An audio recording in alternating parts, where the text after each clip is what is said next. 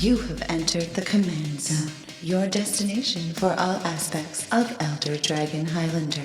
Enjoy your stay. How's it, everybody? Welcome to a new episode of the Command Zone.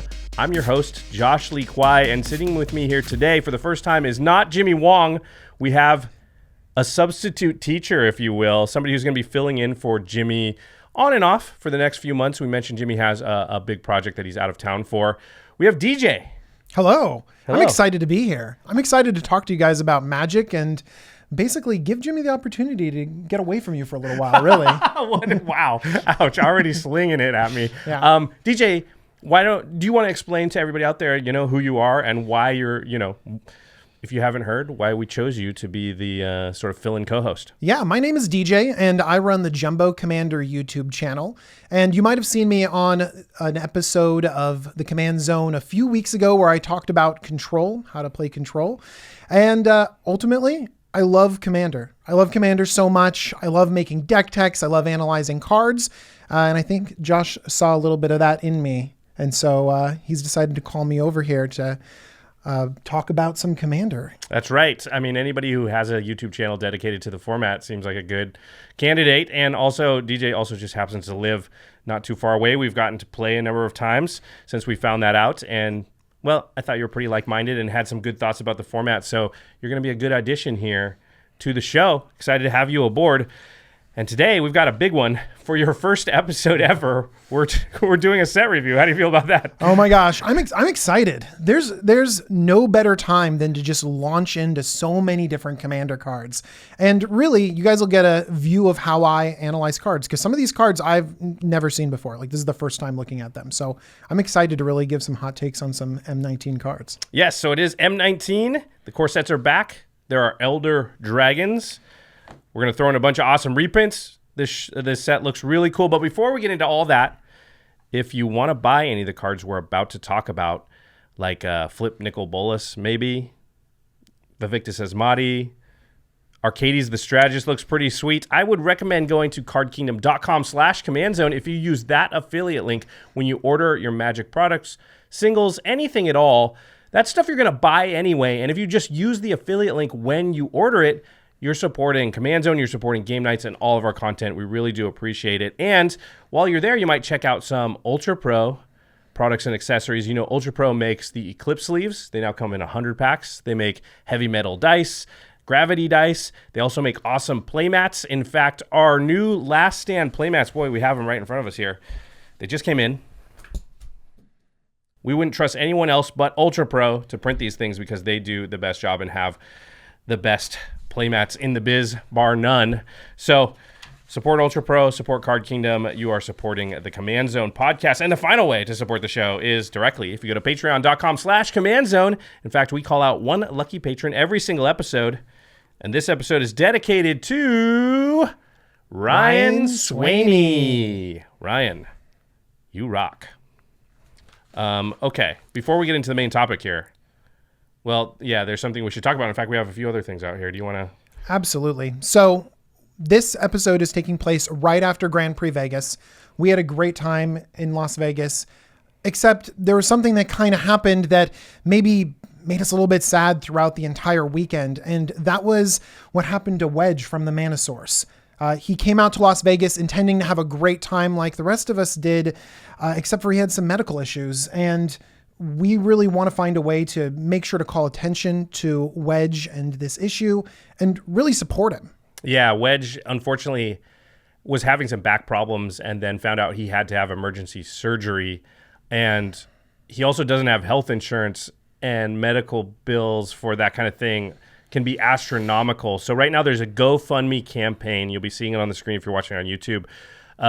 For Wedge to help him with some of those medical bills. He's such a pillar of the community. He's done so many charity events over his time creating content where he's raising money for St. Jude and other charities. He's given so much. I think it'd be great on us as a community if we could give back to him. And in fact, Terry Robertson, editor extraordinaire for the Command Zone and also for Game Nights, was at GP Vegas, heard about Wedge, and he went running around at the convention trying to get people to, sign things, some of Terry's own cards. Also had a lot of artists signing artist proofs of cards and some prints, and we got all kinds of stuff to give away. So like here's something we've got right here. We've got the Ancestral Recall playmat. This was from GP Vegas last year. I believe these are going for like 150 plus on the open market. They're really cool. Yeah, and we got this one signed by, well, I've signed it.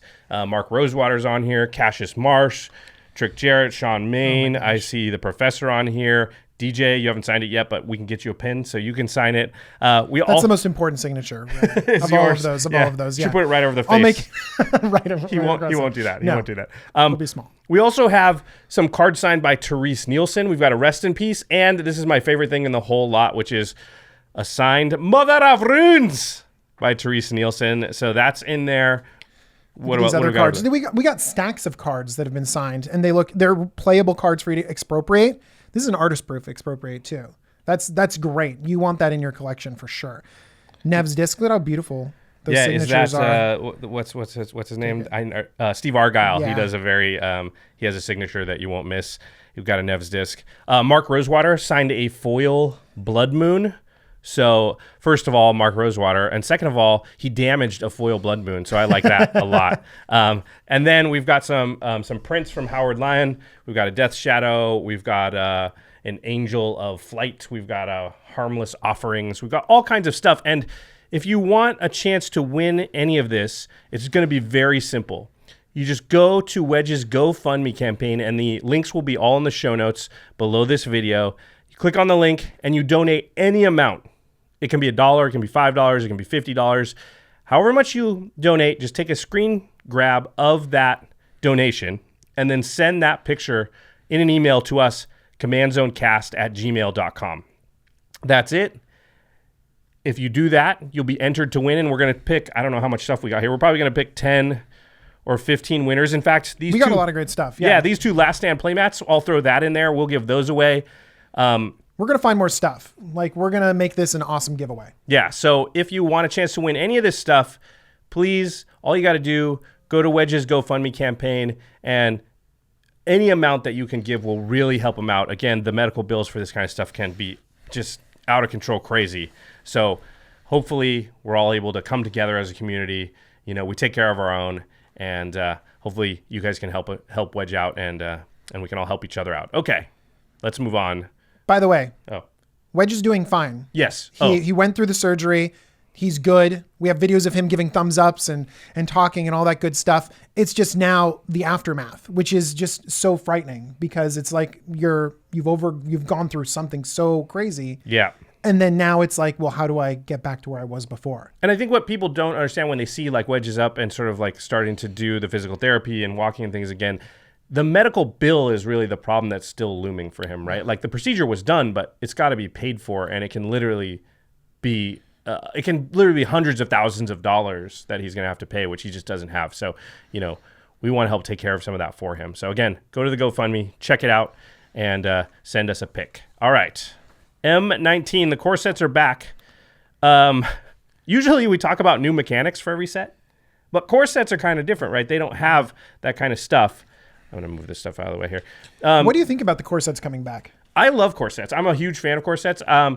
Early on when I came back to Magic, I remember M14 was one of the first sets that I really drafted. I came back during like Innistrad block, but I was a little hesitant to start drafting. It took me a little while till I felt like, okay, I'm ready to draft. And M14 was like the first set that I drafted. And one of the reasons is because it's a core set, and the core sets just have a slightly lower barrier to entry.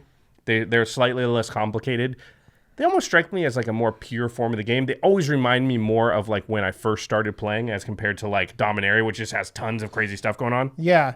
I think that also the themes involved are really pure as well. It just feels like fantasy. It feels like Magic. And don't get me wrong, I like going to Amonkhet and Egypt and Mesoamerica, and I'm excited about all the new planes and places they're going to take us. But sometimes I just want to like have a dragon and a goblin and an elf. You know what I mean? Yeah. Sometimes I just want to. Me too. I feel the same way.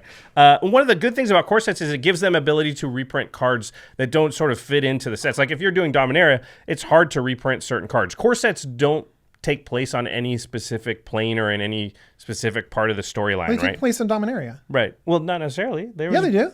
What? Yeah. Flip planeswalkers.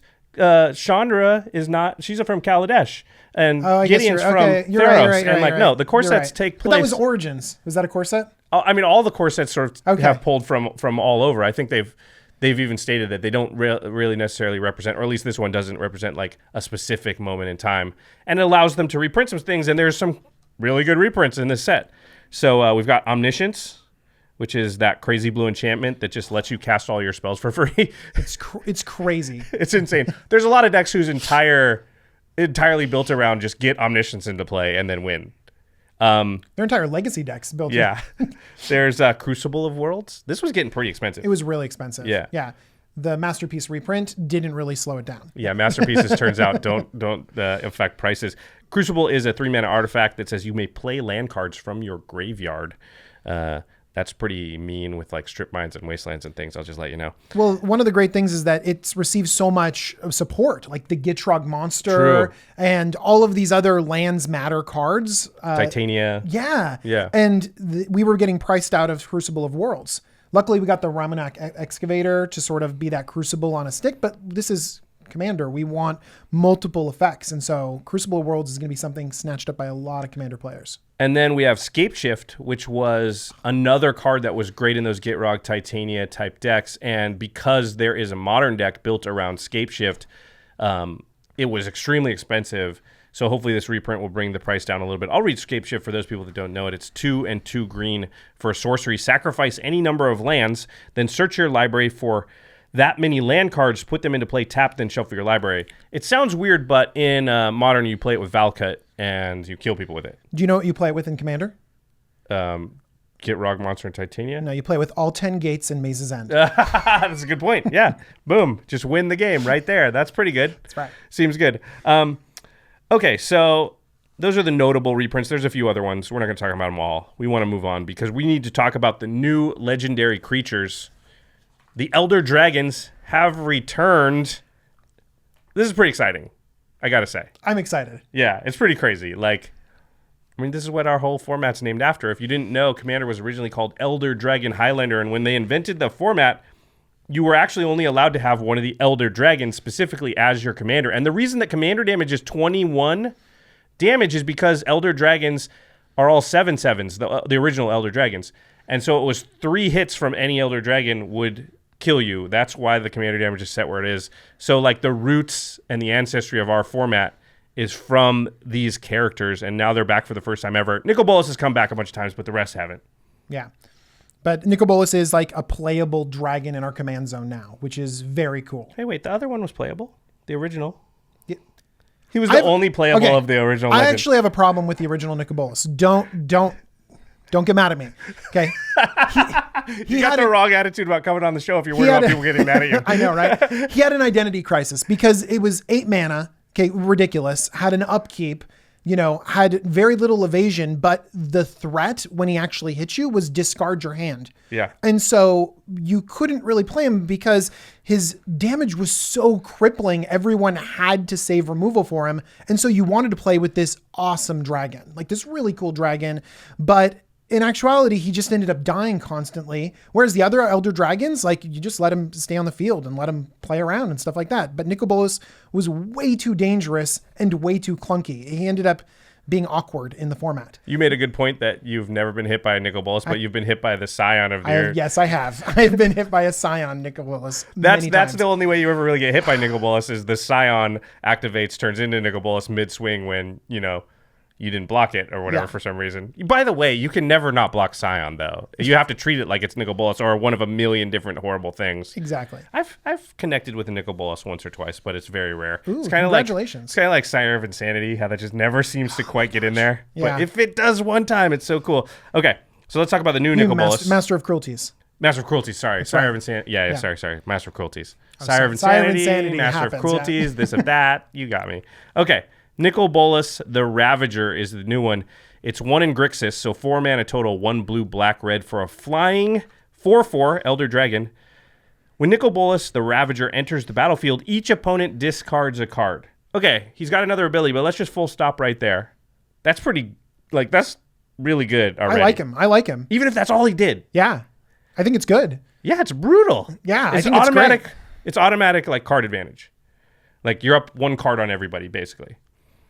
Never mind if you have Panharmonicon or something else that, like, or Flicker him and start taking advantage of it. Like, you can it's an enter the battlefield effect, so you can take all the normal advantage of enter the battlefield effects. Yeah. Deadeye Navigator seems really broken with this guy. Pretty easy to strip all of everybody's... I say easy, but it's not that difficult with Deadeye out to just strip all of everybody's hand. And the thing that you need to know is that, like, all you need is for him to come down once, and then the card advantage is there, and everything else is gravy. Yep, everything after that is fine. And he's a recastable thing, so you almost would maybe want him to die at certain points to recast him to strip more cards out of people's hands. Okay, but he does... That's not all. He does have an activated ability of 4 and Grixis, so 4 blue, black, red, 7 mana total. And it says, exile Bolus the Ravager, then return him to the battlefield transformed under his owner's control. Activate this ability only anytime you could cast a sorcery. So as a sorcery, you basically flip him over and he becomes a planeswalker. And the planeswalker side is Bolus the Arisen. It's a 7 mana planeswalker. +2 is draw 2 cards. -3 is Bolus deals 10 damage to target creature or planeswalker. -4 is put target creature or planeswalker card from a graveyard onto the battlefield under your control. And his ultimate -12 is exile all but the bottom card of target player's library. It's kind of kill 1 player is the ultimate. I mean, the Planewalker seems good. It seems great. I'm super excited for someone else to pay. How much mana is it? 7? And then have me just kill the Bolus out from under in that. response with the activation on the stack. Yeah. I think that it's nice that this is just kind of a cool alternate thing to do if you have the mana, if you have the time. And honestly, if your Bolus dies, just recast him again and strip cards out of each opponent's hand. Yeah, it seems super risky. It's on board. They're going to know when you're about to get to 7 mana. Sorcery speed. Yeah. The thing, if they hadn't put that little rider clause of activate only at sorcery speed, then it'd be awesome. It'd because be amazing. In response to a board wipe or a removal, now you can flip it. I'm sure that's why they did it. Oh yeah, I'm actually happy that it's at sorcery speed. But I mean, transformed, he's great. I mean, he seems fine. It's nothing crazy, right? Draw 2 cards is good. I guess he'd have 9 loyalty at that point, so that's a lot of loyalty. 10 damage to something, fine. Kill something, yeah. Puts, the interesting part is here you can put a planeswalker from the graveyard directly into play. We've seen creatures into play. We don't see a lot of planeswalkers from graveyard directly into play. There was that, what's the card in the legendary sorcery in Dominaria that does that? It's bring all legendary cards from the battlefield or from the graveyard onto the battlefield. I butchered Craig will that. show it to you. Craig put that card up. I forget what it's called. Jimmy cast it in game nights, and I totally forget. Something Glorious Rebirth. Oh, yeah. Something Glorious Rebirth. I know the art. Okay. It's got dragons. It's got cool art. It's got dragons all over it. It has probably Bolus coming back from, I don't know. So the Planeswalker side's not very... It's not super exciting. I'm not, destined to, really desperate to flip it, is what I'm saying. I'm desperate to flicker the other side and, get 3 or 4 cards out of people's hands. And, that part of it seems insane. Just swing with him. Value Grixis. I think it's great. I think they could be scared to block, too, depending on how many cards they got in their hand, because you're just going to replay it and get a card. Mm-hmm. Okay, let's move down the line. Do you want to read Chromium? Sure. Chromium, the malleable? What is this? Mutable. There we go. He's got flash. Can't be countered. Flying, discard a card until end of turn. Chromium, the mutable, becomes a human with base power and toughness 1/1, loses all abilities, and gains hexproof. It can't be blocked this turn. We should read the casting Mutable cost. is 4 white, blue, black for a 7/7 dragon. All right, so we've got an Esper dragon who you discard a card and it becomes a 1/1 human with hexproof and can't be blocked that turn. Why do you think they do the can't be blocked that turn? I think there's actually a build here where you use the can't be blocked. To get 1 damage in? No, because it doesn't get rid of any auras or artifacts or equipment that are on it. So I think there's a Voltron-y build. And it also, if you're about to suit something up with auras and equipment, that moment is where you would be really open to removal and getting blown out. And now you can discard a card to give it hexproof in response to their kill spell. That's just a powerful ability in general. Even if it didn't have the unblockable thing, just always being able to protect the creature is very solid. Yeah, so, I mean, I think a Voltron decks, sort of the moment they're the most vulnerable is when, they play their creature and then go to do that equip. And this one isn't really vulnerable at that moment. Worst case scenario, you discard a card, make it hexproof, counter their Swords to Plowshares or Utter End or whatever it is.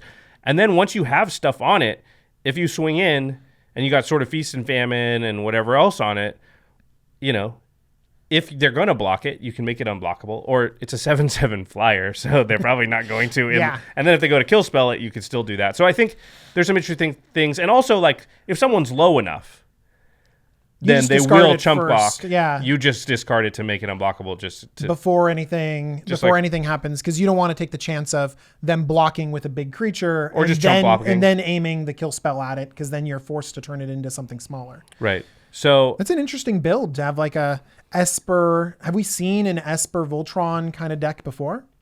I'm trying to think. Not off the top of my head, because what's Rafik? Bant. Yeah, so maybe not. I mean, Voltron's not great in the format. Bant, Naya. Yeah. Here's the thing. You're not a big fan of the Voltron strategy. It's not that I'm not a fan of it. People get the wrong idea. I like it. I think it's fine. I just don't think it's good. I think it could wreak havoc in your meta, but definitely not Josh's meta. I mean, sure, it's possible. Yeah. And your meta will probably adjust, and then it's easy for a meta to adjust to, though. That's right. That's the thing. It's not like a strategy where, like, it's just going to be good even if your meta adjusts, that strategy will still be good. It's easy for you to invest in building a Voltron deck, build it, your meta adjusts, and then Voltron doesn't have a lot of, like... You can't pivot into something else. If you're in control or you're in, a lot of other strategies, a few changes in your deck's still good. But it might just be that in your meta, Voltron strategies just aren't going to work, because if people are onto it and they just play enough early drops and enough spot removal, it's not going to work great. Okay. Chromium's also, I think, pretty good with Sign of the Ur-Dragon. Because, again... Oh, yeah. Anything that can give hexproof right. is exactly what Scion of the Ur-Dragon wants. In an emergency, you just turn Scion into Chromium, discard a card, save it from dying. I have a question, Josh. Is this the Voltron commander that finally breaks through what you're saying? Because it has unblockable. No. It has hexproof. It has flash. No. The flash is pretty good, too. Flashing in at the end of the turn. But, I mean, it's in the command zone. Flash is really, really good if it's from your hand. If it's in your command zone, it's less good, right? Well, he doesn't have to ambush someone. But, I'm just saying, like, it's calculated. It's like, well, next turn you're going to be able to cast that on the end step. So now is when I hold my Swords to Plowshares, Anguish Unmakings, Chaos Warp, whatever.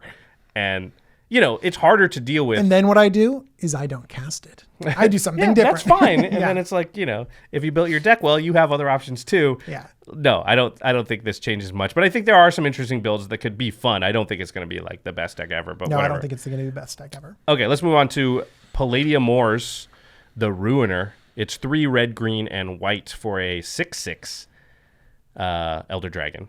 Flying, Vigilance, and Trample. Palladium Ores, the Ruiner, has hexproof if it hasn't dealt damage yet. So to be clear, as soon as Palladium Ores deals damage at any point in the game, from that point on in the game, not just like for the next turn or anything, from that point on, it doesn't have hexproof anymore. Unless it died, went to your command zone, then you recast it, then it's technically... That's way worse than I thought on first reading. Yeah, because I thought it was still end of turn. You're right. That makes me sad, though. It's just sort of a nothing ability. I wish if Palladium Ores also had additional text that said tap, draw a card, discard a card.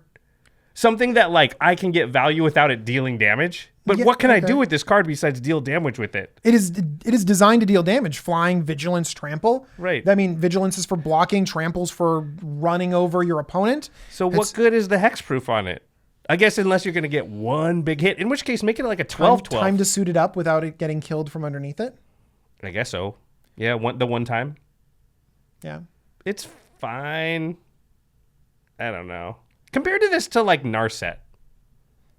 Well, you're comparing it to Narset. Narset's great. I know. I'm just saying, like, this doesn't... It seems like this isn't very pushed. Like, Narset... It's not very pushed. Yeah, Narset is basically the same cost, has hexproof all the time, and then it only, like, when it swings, you get, like, a million free things. This is like, I lose hexproof and I hit you for 4. Yeah, but some people just don't want to play Narset. What if this was your favorite? What if this was your favorite dragon before? What deck would you build around this?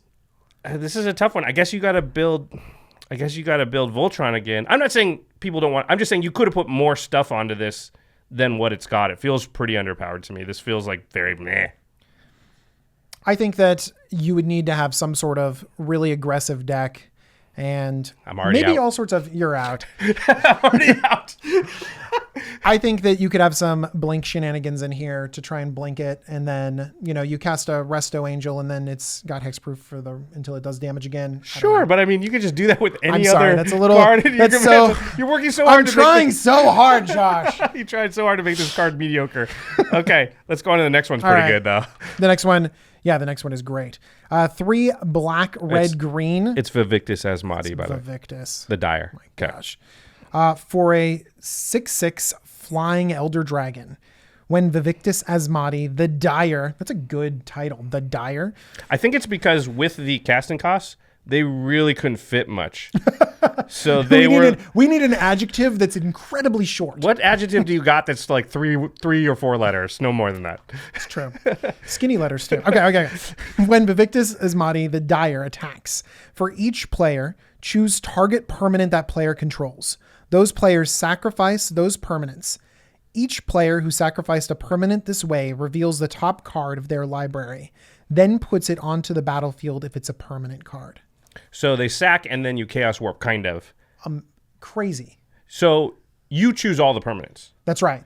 So and you have to choose yourself as well. Right. That's a key point is when Victus attacks, every single player you're choosing a permanent, yourself included, and everybody's sacking that permanent. You're choosing your worst thing and everybody else's best thing, which is good, but it's not like you lose nothing. Exactly. Yeah.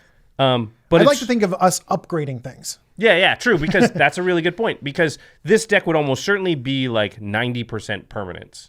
Because you know Primal Surge deck, essentially. Yeah, so you know that like you're always going to get something off your quote-unquote Chaos Warp when you flip the top card of your library. And then your opponents sometimes aren't because they're going to sometimes get an instant or sorcery. Yeah, they'll get a spell. You might turn their great creature, their commander, into a land. Yep, true. Yeah, and if you're hitting your own lands, and you have permanents throughout your deck, what's the worst that you're going to get? Do you think you would run some tokeny stuff just so you'd have like some really some stuff that you could get rid of without thinking about it? Expendable stuff. That was the word I was thinking. Yeah. Of. I knew it was a movie.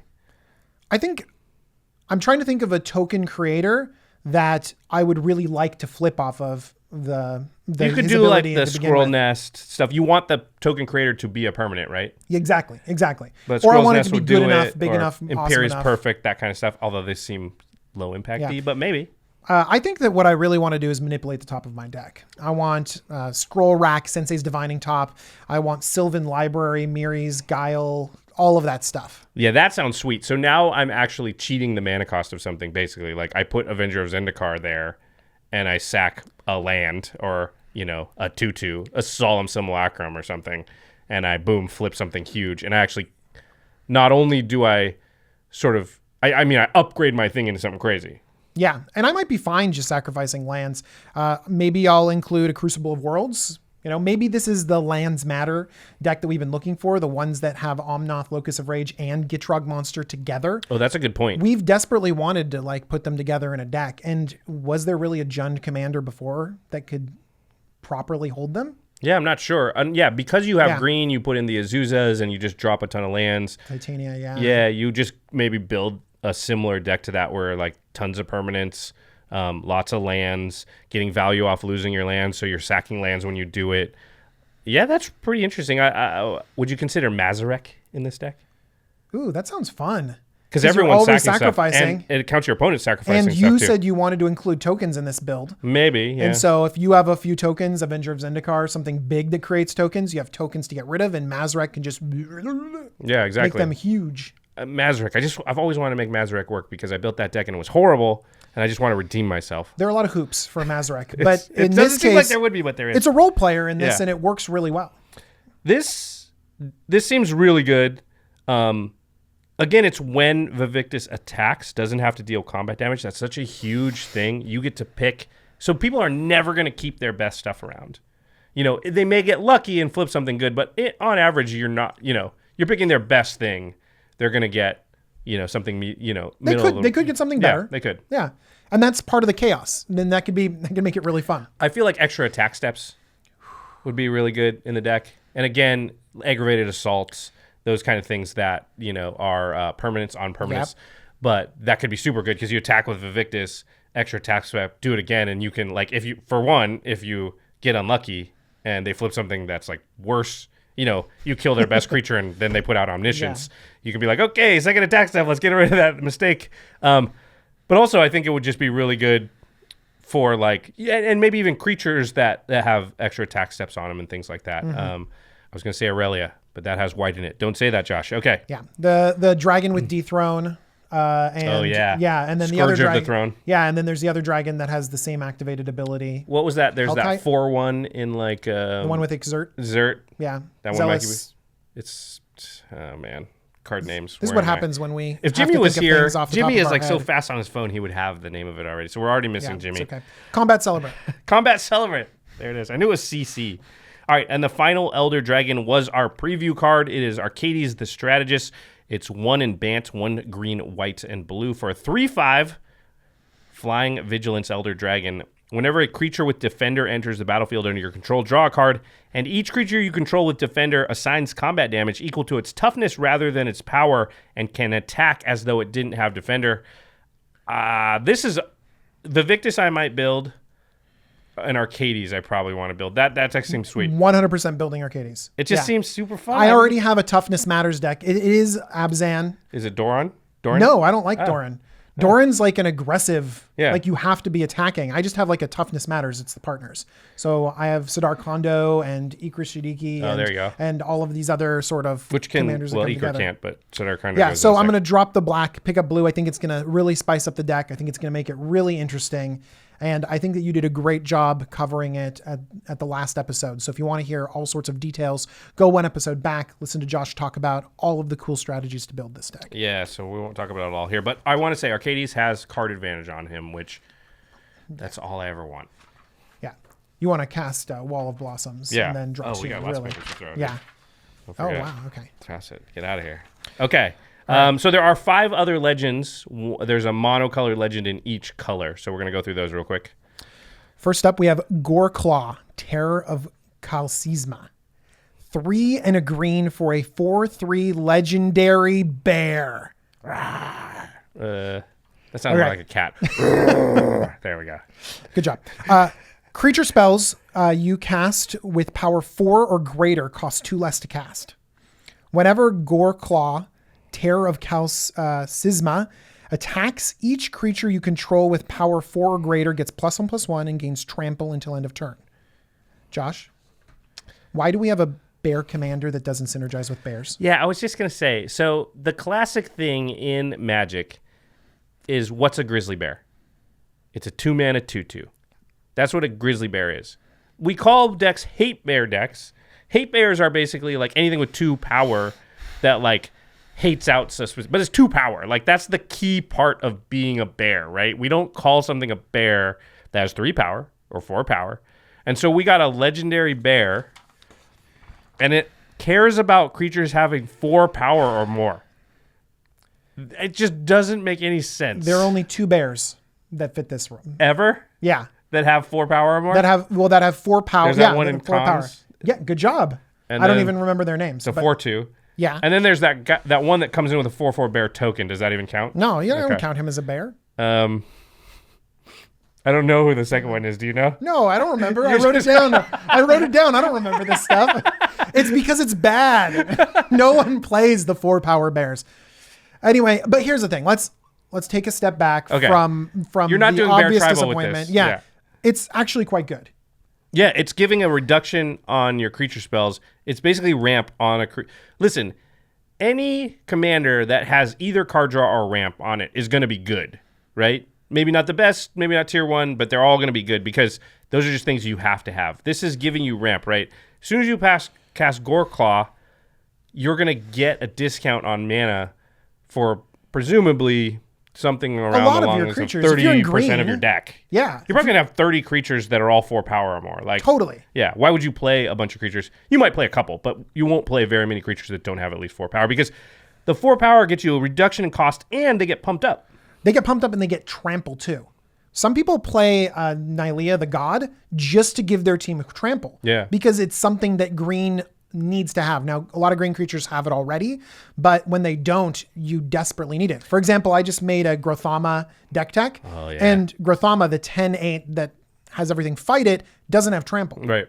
And that deck kind of relies around a power matters synergy. And green has that. We have that in Rishkar's Expertise. We have it in Greater Good. We have all of these Shamanic cards Revelation. totally where power matters. Yeah. And now we have another card that says power matters, which means it's going to synergize with so many different green cards. Yeah, I think it can be a good deck. I'm disappointed by the bear thing, but whatever. They could have just made it a legendary creature beast. Then I would have been totally fine. Yeah, but there's tons of beasts that care Yeah, it would about have been power. totally fine. Yeah.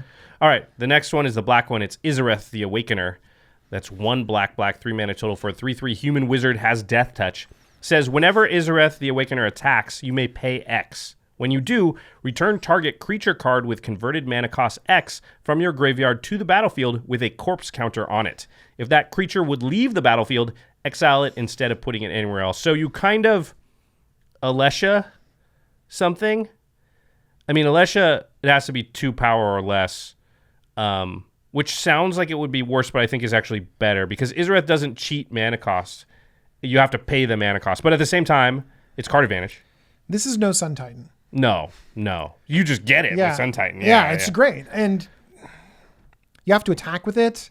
You have to attack and pay your mana, so you're committing this creature. It's a 3/3 with death touch, though. You're right. Like it's not like Alesha where it could die and where you get nothing for it. You could just chump attack. You're not chump attacking with this. I also don't like that there's no way around getting the creature exiled. Alesha works really well when you can cycle through the same creature over and over again.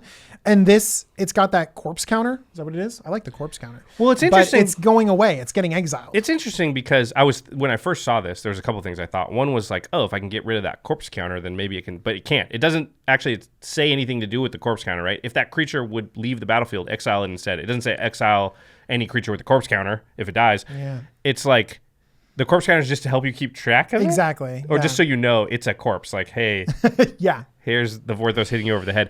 And then I thought, oh, it would be cool if it had said the corpse counter thing, like any creature with the corpse counter, if it dies, exile it instead. And you could start moving corpse counters around to like other people's stuff, like through weird cards that let you move counters. You know, there's cards that do that. Then I was like, that would be a cool build, but you can't do any of that stuff. All you can do is attack. Recast stuff from your graveyard. Which is fine. But I don't even think... Yeah, it's just not interesting. Like, black already does the hell out of that. And in many cases does it better than with other commanders. All right. Well, on to the next one. Another dragon. I like the next one. It's Lapis Dragon Queen. 4 red for a 6/6 legendary dragon with flying. And whenever another non-token dragon enters the battlefield under your control, create a 5/5 red dragon creature token with flying. And then for 1 and a red... dragons you control get +1/+0 until end of turn. So it pumps your entire dragon team, and it's sort of Utvara Hellkite's a little bit. It's a ETB. Utvara Hellkite is far more explosive because that whenever a dragon attacks, sometimes you can get attack 7. with a team and just go tons of dragons. And a lot of times you drop and it doesn't Utvara. say. I don't think it says non-token either. So you can attack with tokens and populate it. Boy, I mean, where's Jimmy when you need him? Because this would be something that we should probably look up. All right, I'll do it. You keep talking. Okay. But this goes great as a commander because you could just play dragon, and you just immediately double up all of your dragons. Or I think that this goes really well with the Dragon. I mean, there's so many different dragon decks that can exist. And to top it all off, just pumping your team. It's fire breathing for your whole team. So this just screams Dragon Tribal. It goes in so many Dragon Tribal decks. And 6 mana is not bad. This is not some like 10 mana spell. 6 mana is very reasonable for a 6/6 with all of these crazy abilities. You're going to get 11 power and toughness very regularly with this 6 mana spell. You're right. Utvara does not require a token. It says whenever a dragon you control attacks, then create a 6/6 red dragon. Yeah, they're just best friends. So play them together, make all of the dragons. It's going to be great. But do you think Lapis is a deck, or do you think that's in a dragon deck? I think it's better in a dragon deck, but I think you can make a deck out of Lapis and be very happy. Would you play like all the little dragons, like dragon whelps and dragon things, just to be like, that's a good play question. her and then, because the turn after you play her, you really want, I'm assuming it's a her, I don't know, oh, Dragon Queen, that's why I thought that.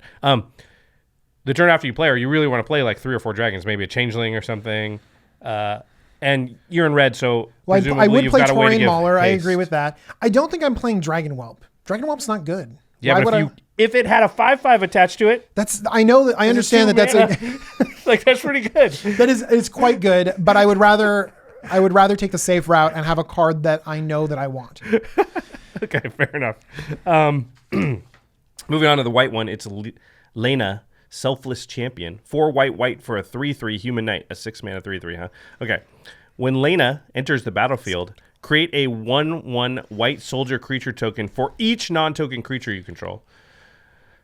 And then sacrifice Elena. Creatures you control with power less than Elena's power gain indestructible at the end of turn. Again, she has 3 power. So when she comes in, you make a 1/1 for every creature you've got, and then you can sacrifice her to give creatures with power less than 3, so 2 or less. Or if it's augmented higher than that. But True, if she's got a sword or something. But automatically 3, yeah. So make all your little stuff indestructible until end of turn. You don't sound impressed. I like this card.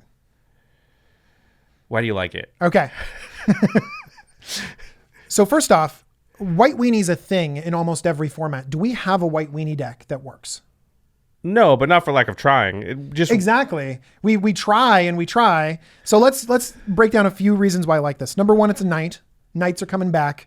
We like knights. That's a good point. Knights are cool, but we're going to forget about that and just focus on just this. It's a knight that makes soldiers. I mean, champion. Just saying, I wish it made knights because knights are coming back. I know, but Knight Captain of Eos makes soldiers, and I'm not saying there's no precedent for that. I'm saying if you're saying knights are coming back, then it being a knight but only making soldiers is not really helping our cause here. Anyway, keep going. I know, but or what else? Some Hero Bladehold makes some of the best knights in the game make soldiers. Yeah. So I think we have to already be okay. But I with feel that like scenario. you're a soldier deck if you make her. You're not a knight deck because she's making a bunch of soldiers. She's not making a bunch of knights. I think that she could go in a knight deck, but let's just forget about the knight area. But sure. She's another knight. We need more knights for maybe knight tribal. And I think the Ariel, the black-white knight tribal girl is better. Yeah. But so I think that giving things indestructible, specifically small things, will allow us to make sort of a white weenie deck that wasn't available before. Cards like Selfless Spirit are actually quite good. They're really good, and you don't think it's good? I think it's fine. I thought it was going to be better than it was. Protection? I think the problem with our format is that Cyclonic Rift is such a boogeyman, and Indestructible don't care about that. Toxic Deluge, such a boogeyman. Indestructible don't care about that. Terminus, Evacuation. But those are going to take out all creature decks. Merciless basically. Eviction. Yeah, I'm just saying, like, these are the people learn, like, don't rely on my destruction-based wraths completely unless they're tapped out, and they can see this on board, so it's not like they get blown out. And that's really where you get somebody with a wrath like that, is they think it's going to work, and then you play something they don't see coming because now they're tapped out, they use their resources, and you still have a bunch of stuff. But the problem with Lena is I can see it, so I go, either I don't play my wrath that you can just counter by sacrificing Lena, I play something else, or because that's where it's like, I think I'm going to destroy your creatures and I don't, and now I'm in bad shape.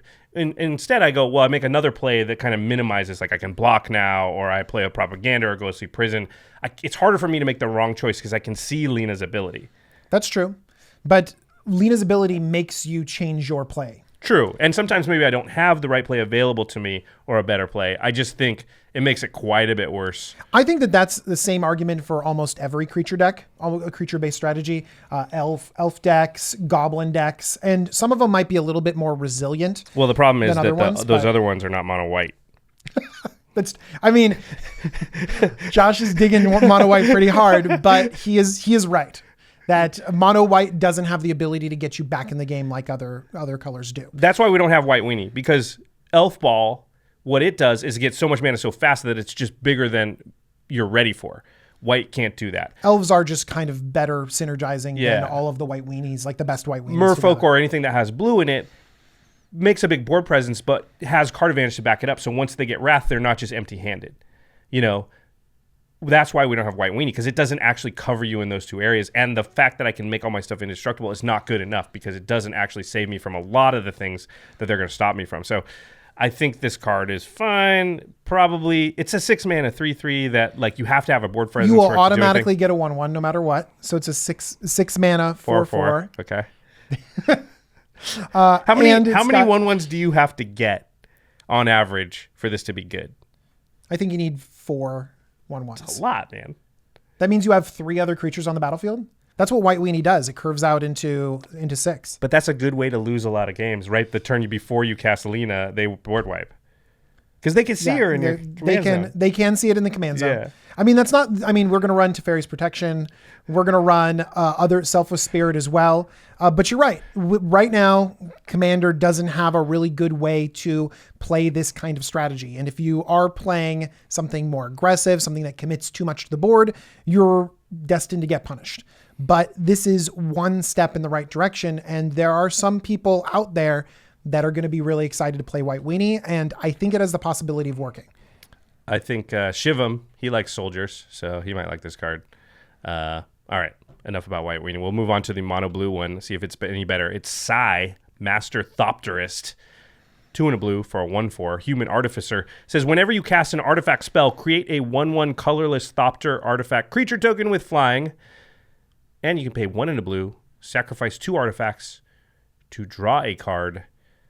Well, this seems really good. It's really My good. only question is, why is this not in blue-red? We've been begging for the blue-red artifact. I know we got one, but still, this could easily just be blue-red.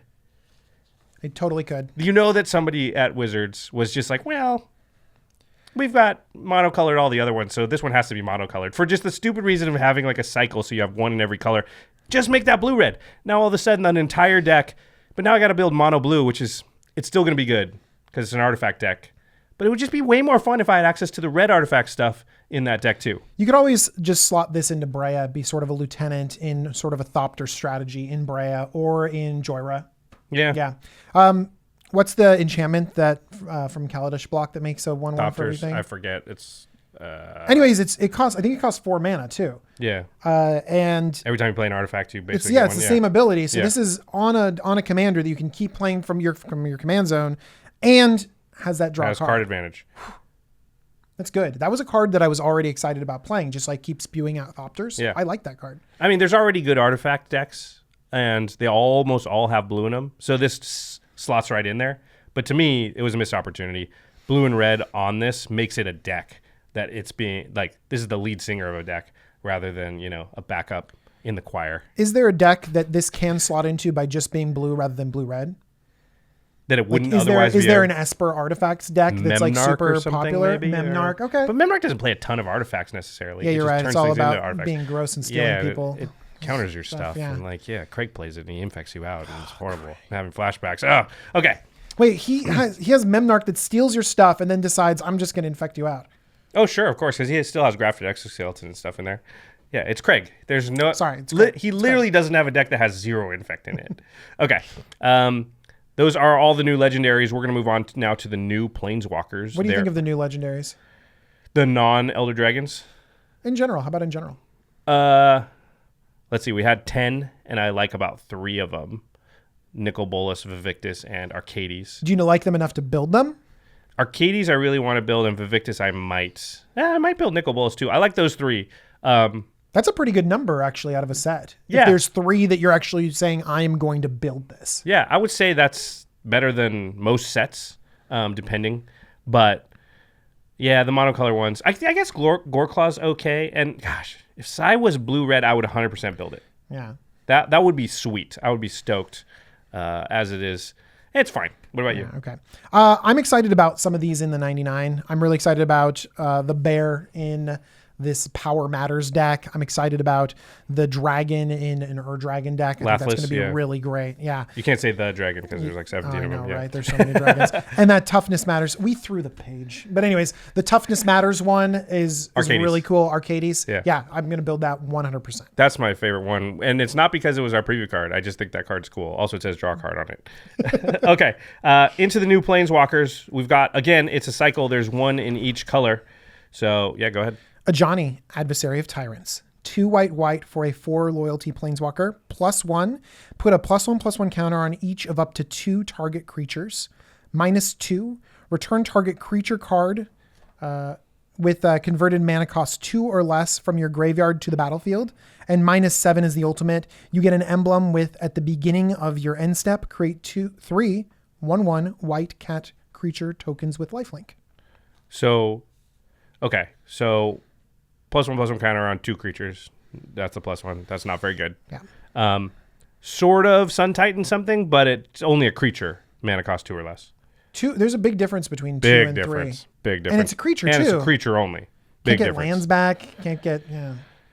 Yeah. And then emblem, even the emblem is lackluster. It's not Liliana's emblem. It's just static 3 every time. Yeah. It doesn't build like those zombies that the Liliana Death's Majesty does. Is that it? Yep. Yeah, okay. Yeah. It seems very lackluster. I'm not into it. I would play this in a cat deck. Okay? Would you? Because it makes... You have to First get to off, the ultimate to cat get decks, cats. Well, cat decks, number one, are very limited. You can play things for flavor. And getting the ultimate and just constantly producing cats is great. First of all, cat decks are bad. Like, that's what you just said. Cat decks are awesome. You can make choices based Cat on... decks are awesome. There are enough cats you could just play good cards. You can play. You can get back Hungry catsy. Lynx, Kasali Pride Mage. Okay. You can Fleece get Mane. back. Yeah. You can get back Fleece Mane. You can get back Felidar Kitty Cat that destroys an enchantment. This is our selling point. Yes. Plus Ajani. I think that this. Well, what about the other Ajanis?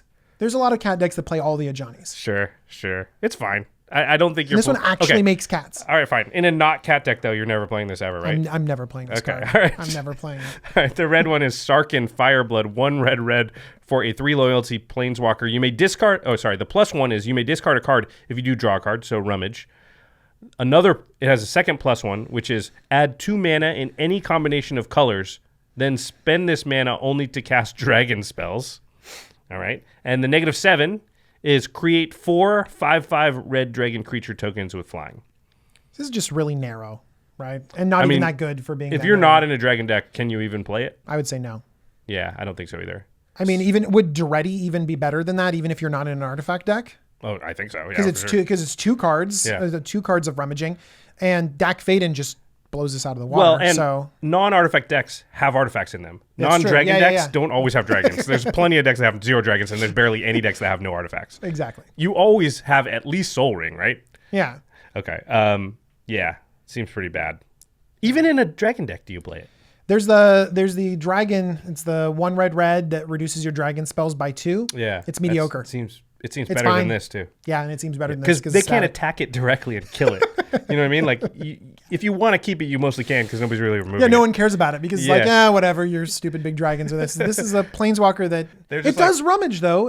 Here's the thing that's great though, that we have enough good card draw in red that we're not fixating on the rummage ability. Yeah. So things have changed in our world where we can say, forget about this stupid planeswalker and focus on other red card draw. For a while, it just wasn't there. Right. Yeah. Man, harsh words for Sarkin. Sarkin, I love you in your other forms. How about that? Your dragon form? Yeah. All right, the next one is the green one. It's Vivienne Reed. Is this Reed Duke's sister? 3 green. Sorry, Reed's first name is Reed. Her last name is Reed. All right. 3 green for a 5 loyalty planeswalker, Vivienne. +1, look at the top 4 cards of your library. You may reveal a creature card or land from among them and put it into your hand. Put the rest onto the bottom of your library in any order. -3, destroy target artifact, enchantment, or creature with flying. -8, you get an emblem with creatures you control, get +2/+2, and have vigilance, trample, and indestructible. Seems a little bit better. It's 5 mana. So this kind of hits an in-between point with a lot of the other green planeswalkers. For example, Freylee's is minus ability, also a 5 CMC planeswalker. I'm fine with the minus ability. I played in some decks. It's not amazing, but being able to just take out an artifact or enchantment, and this has the ability to get something with flying, that's okay. Again, not amazing, but okay. Oftentimes in a green deck, I would say the thing that's going to murk your planeswalker is a flyer, because you tend to have... You're in green, so you tend to have enough stuff on the ground that at least you can chump block if you want to. Yeah, so I think that's actually pretty good. As far as card advantage, I like that it gives me card advantage, but the 2 Garriks, the 5 mana Garrick, the 6 mana Garrick, they give you better card advantage. And so it's in between, and I'm okay with that.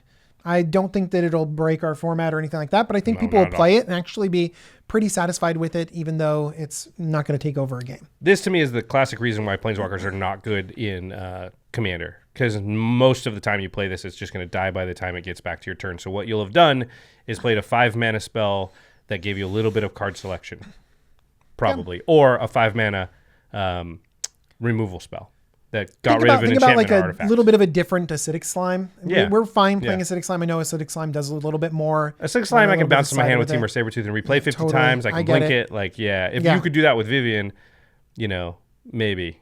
Again, I don't think you're doing many Chain Veil shenanigans with her. Yeah, you're not. Yeah. Okay. Go ahead. Liliana, Untouched by Ooh, Death. Liliana, Untouched by Death. 2 black for a 4 loyalty planeswalker. Put the top 3 cards of your library into your graveyard. If at least one of them is a zombie card, each opponent loses 2 life and you gain 2 life. That's her +1. That's her +1. -2, target creature gets -X until end of turn, where X is the number of zombies you control. And -3, enough to ultimate. This is her ultimate. It's You enough can to ultimate her right off away. the bat. Yeah. And she won't even die, right? Yeah, it'll take her down to 1 loyalty. So -3, you may cast zombie cards from your graveyard this turn. Yawgmoth's zombies. Past in zombies. It's interesting because this, with Sarkhan, we're seeing a couple of very specific planeswalkers that are... Because Liliana, you just literally can't play this card outside of a dedicated zombie deck. Totally not. Yeah. Yeah. Which is actually, I think that we have a flood of planeswalkers. There have to be planeswalkers in every set. We have to have them all the time, and they can't all be pushed constantly. It's impossible. We're going to start needing to have these sort of special. So having them more narrow, I think, allows them to print planeswalkers to allow some people to be pretty happy with having a cool planeswalker for their specific deck, and promote more synergies. Yeah. Yeah. If you got a zombie deck, she seems pretty good. But Gisa and Geralf are just better. 4 mana, cast a zombie every turn. Yeah. Oh, it's way better. Yeah. It's not even close. And again, they can't be attacked by other creatures it killed. Planeswalkers have a few problems in Commander. They have problems in multiplayer formats. All right, the last planeswalker in the set is Tez Ret, Artifice Master. He's back. 3 blue for a 5 loyalty. Tez Ret, +1. Create a 1/1 Thopter artifact creature with flying. From now on, when I say Thopter, it's an artifact creature that has flying. We won't say that part. From now on, just forever. Just in like how Palladium Ores in the command zone. Just like, we're just forever. The 0 ability is draw a card. If you control 3 or more artifacts, draw 2 cards instead. Synergizes because you make 3 Thopters, and then all of a sudden... So it's a +1 and a 0. I don't know. Seems like... Okay, -9. You get an emblem with... At the beginning of your end step, search your library for a permanent card, put it onto the battlefield, then shuffle your library. Oh, so you just get to tutor and cheat it. You get to get that omniscience that we threw on the floor. That's exactly what you get every time. Yeah. Got it. Remember, when we're evaluating planeswalkers, we're not really fixating on this ultimate because it's so rare that you get to it unless you're cheating it. Especially if it's not in green. Did we even talk about Vivienne's ultimate? No, it's fine. It makes all your creatures big and indestructible. Yeah, okay. I mean, it's fine. But like, we don't really look at that in terms of evaluating it. We focus on what it's actually going to do when it hits the battlefield. And what's Tez Ret going to do? Make you a 1/1. Draw a couple cards, maybe. At least that makes a 1/1 so that you can protect it. You can at least block one thing, at the very least, chump block. And then maybe you can like get back to your turn, Wrath or something to keep it safe. It's not great. Just compare this to the blue legendary that we just talked about. Right. The blue legendary that we just talked about is so much better. You just cast other artifact spells. You magically get Thopters. I think you it's have a little an activated ability that draws you cards. I think it's a little bit closer though, because if Tez Ret, if you're in a situation where you can't be attacked, which is tough in Commander, then you don't have to put anything else into Tez Ret to just start getting value. So you're saying like the plus ability protects Tez Ret. Okay. Not great. And that allows you to gain value over multiple turns better than other planeswalkers. Right. It might just give you enough because a lot of times there's like one creature that's going to get through and get your planeswalker. And it might not. I still don't think this is great. I just think it's maybe fine. One thing that is great is that the ultimate is game winning. It probably is, but it'll take a little while too. It's not like next turn you win. It's probably, if you go get Omniscience, it probably is next turn you win. But... Well, maybe not. They probably have 2 turns. You can build your deck around it so that you can... But you got a +4 times. So you get on the 5th turn after you get Tez Ret. Far away. And that's why we don't talk about ultimates on Planeswalkers. Because if you manage to do that, you're winning that game anyway. You're in a situation... Where no one is attacking? Where no one could attack you because they would be wanting to. Geez. So you're so in command of the game at that point if you've gotten to plus Tez Ret 4 times and no one's been able to do anything to you that... You probably don't even need the ultimate to win. That already is indicative of a situation where you are winning that game. Yeah. Okay. I think it's fine. It's like Vivienne. It's a lot like Vivienne or a lot of these other ones where it's like it's fine. It's gonna most of the time be like a 5-mana cantrip. I think that you can draw 2 in an artifact. It clearly goes in an artifact deck. I think that you'll almost automatically draw 2 cards. 5 mana, draw 2, gain 5 life. Maybe gain 6 or 7. That's the thing about planeswalkers we don't talk about, which is like sometimes they don't have exactly 5 to throw at it. They have to hit it with 8 because, or you might block, so they have to hit it with 12. So it's actually a 5 mana draw 2 gain 12 sometimes. Still, you wouldn't play a 5 mana draw 2 gain 5. Before we leave the planeswalkers, and we should leave it behind because we've fixated on them quite a bit. But sometimes it's a free attack to attack a planeswalker. No one at the table gets mad when you attack a planeswalker, and you don't want politically the table to feel like it's okay to be attacking you. Yeah. And so you kind of open the door for not just attacking the planeswalker, but swinging their other creatures at you too. Once I've already done something to you, it's like, well, I might as well you're probably already a little mad. I might as well, yeah, exactly. Why make somebody else mad? It opens the door politically. Yeah. Okay. We're moving on to the cards that are in the 99. These are the cards by color. We're going to start with black. Let's start off with Bone Dragon. 3 black for a 5/4 dragon skeleton. It has flying. And for 3 black, exile 7 other cards from your graveyard to return Bone Dragon from your graveyard to the battlefield tapped. I don't know if I want to be exiling 7 cards from my graveyard. I kind of like my graveyard. There's a card later that wants cards to leave the graveyard. Oh. It's an artifact. We'll talk about it later. That'll get you one That'll get you one bat, yeah. Sure. It's fine. I don't think it's that fine. I could see you playing it in like a Tassiger deck or something maybe. It's not even that good though. Yeah, you want Spider Spawning or something better than that. Sure. Yeah. Wouldn't you rather? I would rather save those cards to recast Tassiger. I wouldn't waste it on this. That's a good point. Let's move on. 7 cards, yeah. Let's move on. Okay. The next one is Fraying Omnipotence. It's 3 black for a sorcery. Each player loses half their life, then discards half the cards in their hand, then sacrifices half the creatures they control. Round up each time. I'm always curious how you get strategic advantage from this type of effect. The half effects. Like when it's Armageddon, it's all the lands. Or even like maybe in Death situations Cloud or where something you're that's racing, like all the stuff. In situations where you're racing, then just lowering everyone's life total can make it so that your faster stuff has a larger impact on the board. So it's an aggro card? Kind of.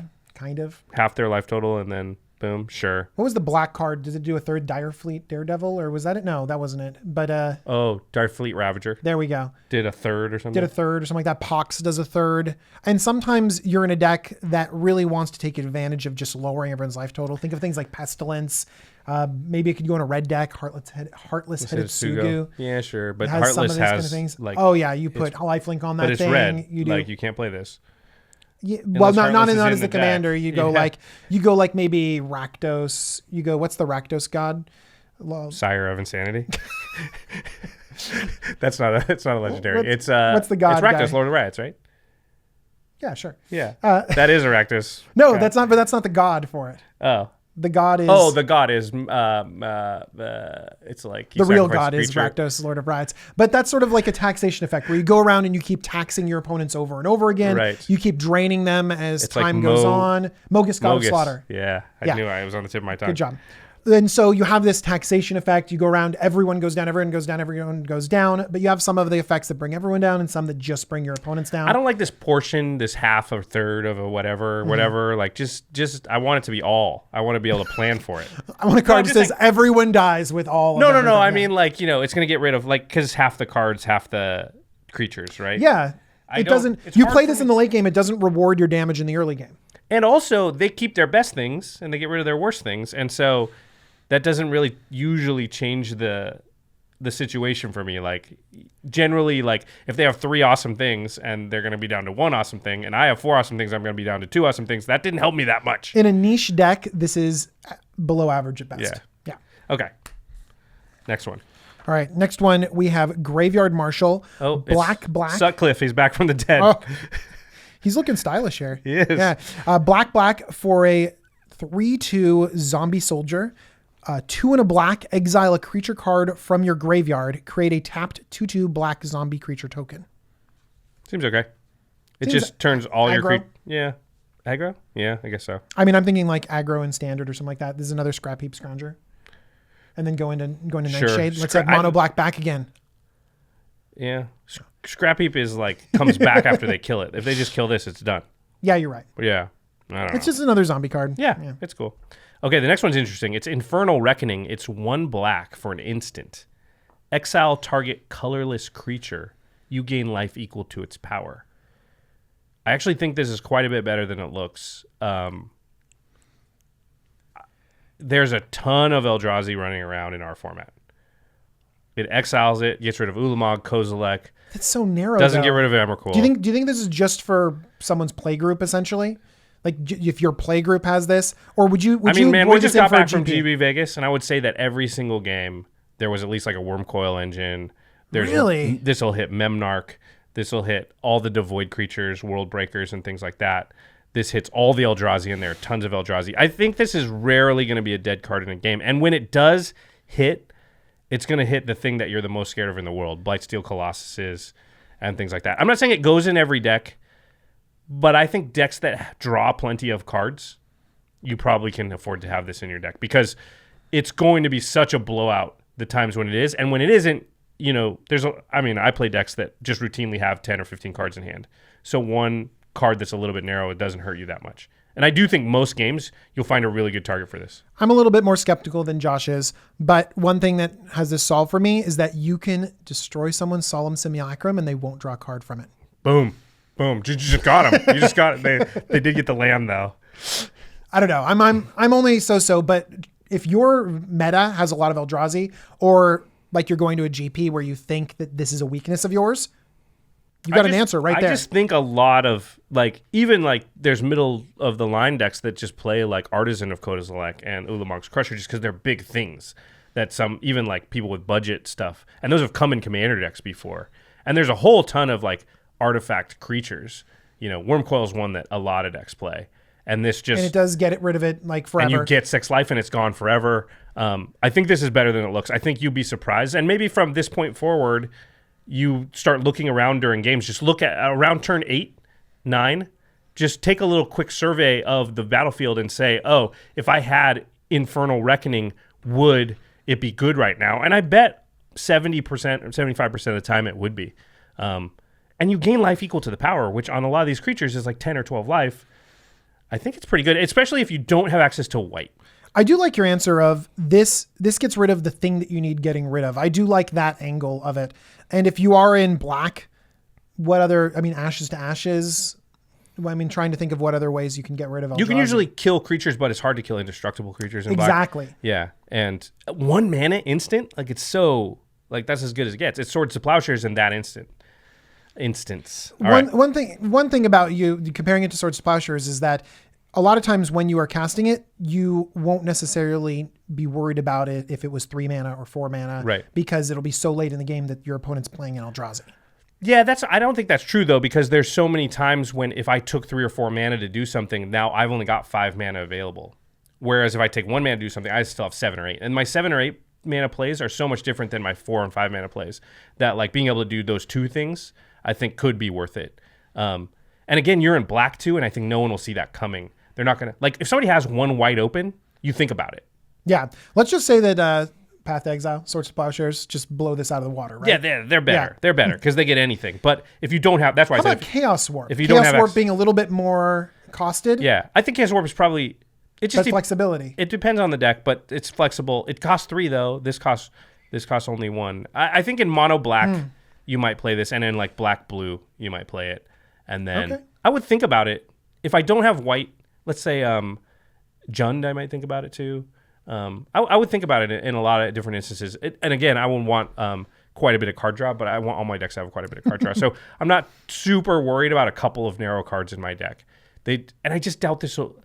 I very much doubt that there'll be entire games where this is just dead. In your black blue decks, do you play the 1 and a blue exile something manifest? They manifest the top card. Reality Shift. Yeah, I do. Okay. Yeah, I don't have it in every one, but I like it. Yeah, that's a really good card, by the way. I think it's a really good card. I've been saving it for an underrated card episode, and now it's just blown. No, I'll still say it. Yeah. But I actually think that's a really good card too, and I can see some sort of similarities in that the exile effects and stuff. So I get it. All right. Okay. Moving on to Liliana's Contract. That's right. Everyone's tweeting this at me because they want me to put it into my Athreos deck. Really? Well, let's see if it's good enough. 3 Newsflash, black for an enchantment. When Liliana's contract enters the battlefield, you draw 4 cards and you lose 4 life. Okay. That's pretty good. At the beginning of your upkeep, if you control 4 or more demons with different names, you win the game. I kind of like this card, Josh. You know what? It's better than I thought because I wasn't thinking about the draw 4, lose 4. That part's actually might just put it in the realm of like, it's fine. Promise of Power is 5 CMC, draw 5, lose 5. Pretty acceptable. Yeah. And I mean, it's an extra card. Or Ambition's Cost is 4 CMC, draw 3, lose 3. Here's the thing. In the Athros Shadowborn Apostle deck, you just don't really get 4 demons into play ever. And if you do, you won. Because you sacrifice 6 Shadowborn Apostle 4 times. You won through other means by that time. How many do you need? 4? Yeah. It's a lot of demons. I'm not a big fan of the you win the game cards in general. I like the you win the game cards. They're not my thing. I like them a lot. Okay. It's like fine. I'm going to mention one later. Yeah. Okay.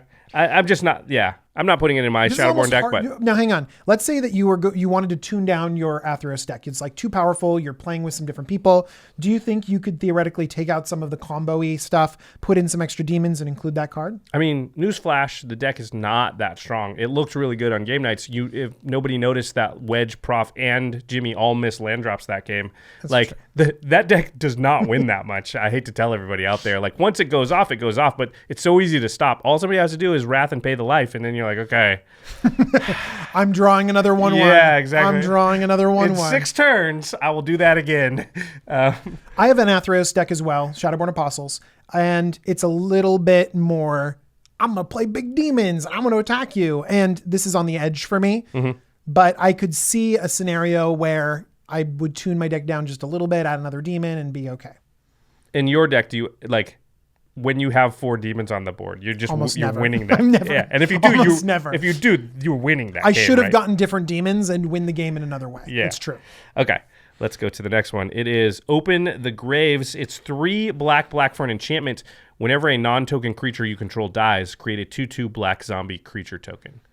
So whenever a non-token you got dies, get a zombie. There are cards that are similar to this, aren't there? I'm trying to think of what they are. Yeah, there's a lot of cards, Zathrid Necromancers and Rotlung Reanimators, and there's a bunch of... Zathrid Necromancers, when they're humans. Rotlung there's is one where cleric. there's clerics.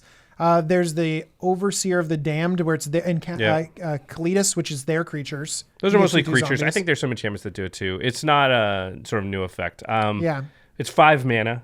It does sort of protect you from board wipes in a weird way. I think this is like a combo enabler. Like you just play it and then you just keep cycling through and getting creatures. The Gravecrawler, Phyrexian.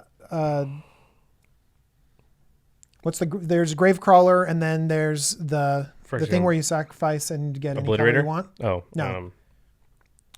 Phyrexian Altar? Yes. Yeah. Yeah. Where you just basically keep playing Gravecrawler from your graveyard over and over and over again. That's how I tend to use these cards, which allows me to sacrifice things twice. So like Phyrexian Altar, Ashnod's Altar, then you get like the Blood Artist stuff going, or any Skull Clampery and that kind of stuff where it's like, I sack it, and that creates a thing that I then sack. And so it sort of panharmonicons my sacking in a way. So does this need to be combo-y, or can you just put this in value? Like Mirren, for example, where you have some stuff going to the graveyard pretty often, but it's not really... It feels bad in Mirren. I only want this if I can get a bunch of zombies all at once. I don't think I want it in Mirren. It's 5 mana. It's a lot, yeah. Yeah. Wouldn't you rather just draw 5 cards or something like that? I'd rather have a creature that goes to the graveyard, honestly, in Mirren or in a lot of the other decks. Yeah, so I think this is probably... It might be good in Zombie Tribal. It might be good in a deck... I like these kind of cards in decks where I'm going to have to overextend into the board with creatures, and this is my insurance policy. It's an expensive insurance policy. Well, yeah. 5 is not that bad, right? Because I can't have extended that far before that. So sometime around 7 mana is where I'm going to have extended to the point where like a board wipe will really screw me over. And then I can drop this. Even then, you're crossing your fingers. They don't have and this evacuation from the terminus.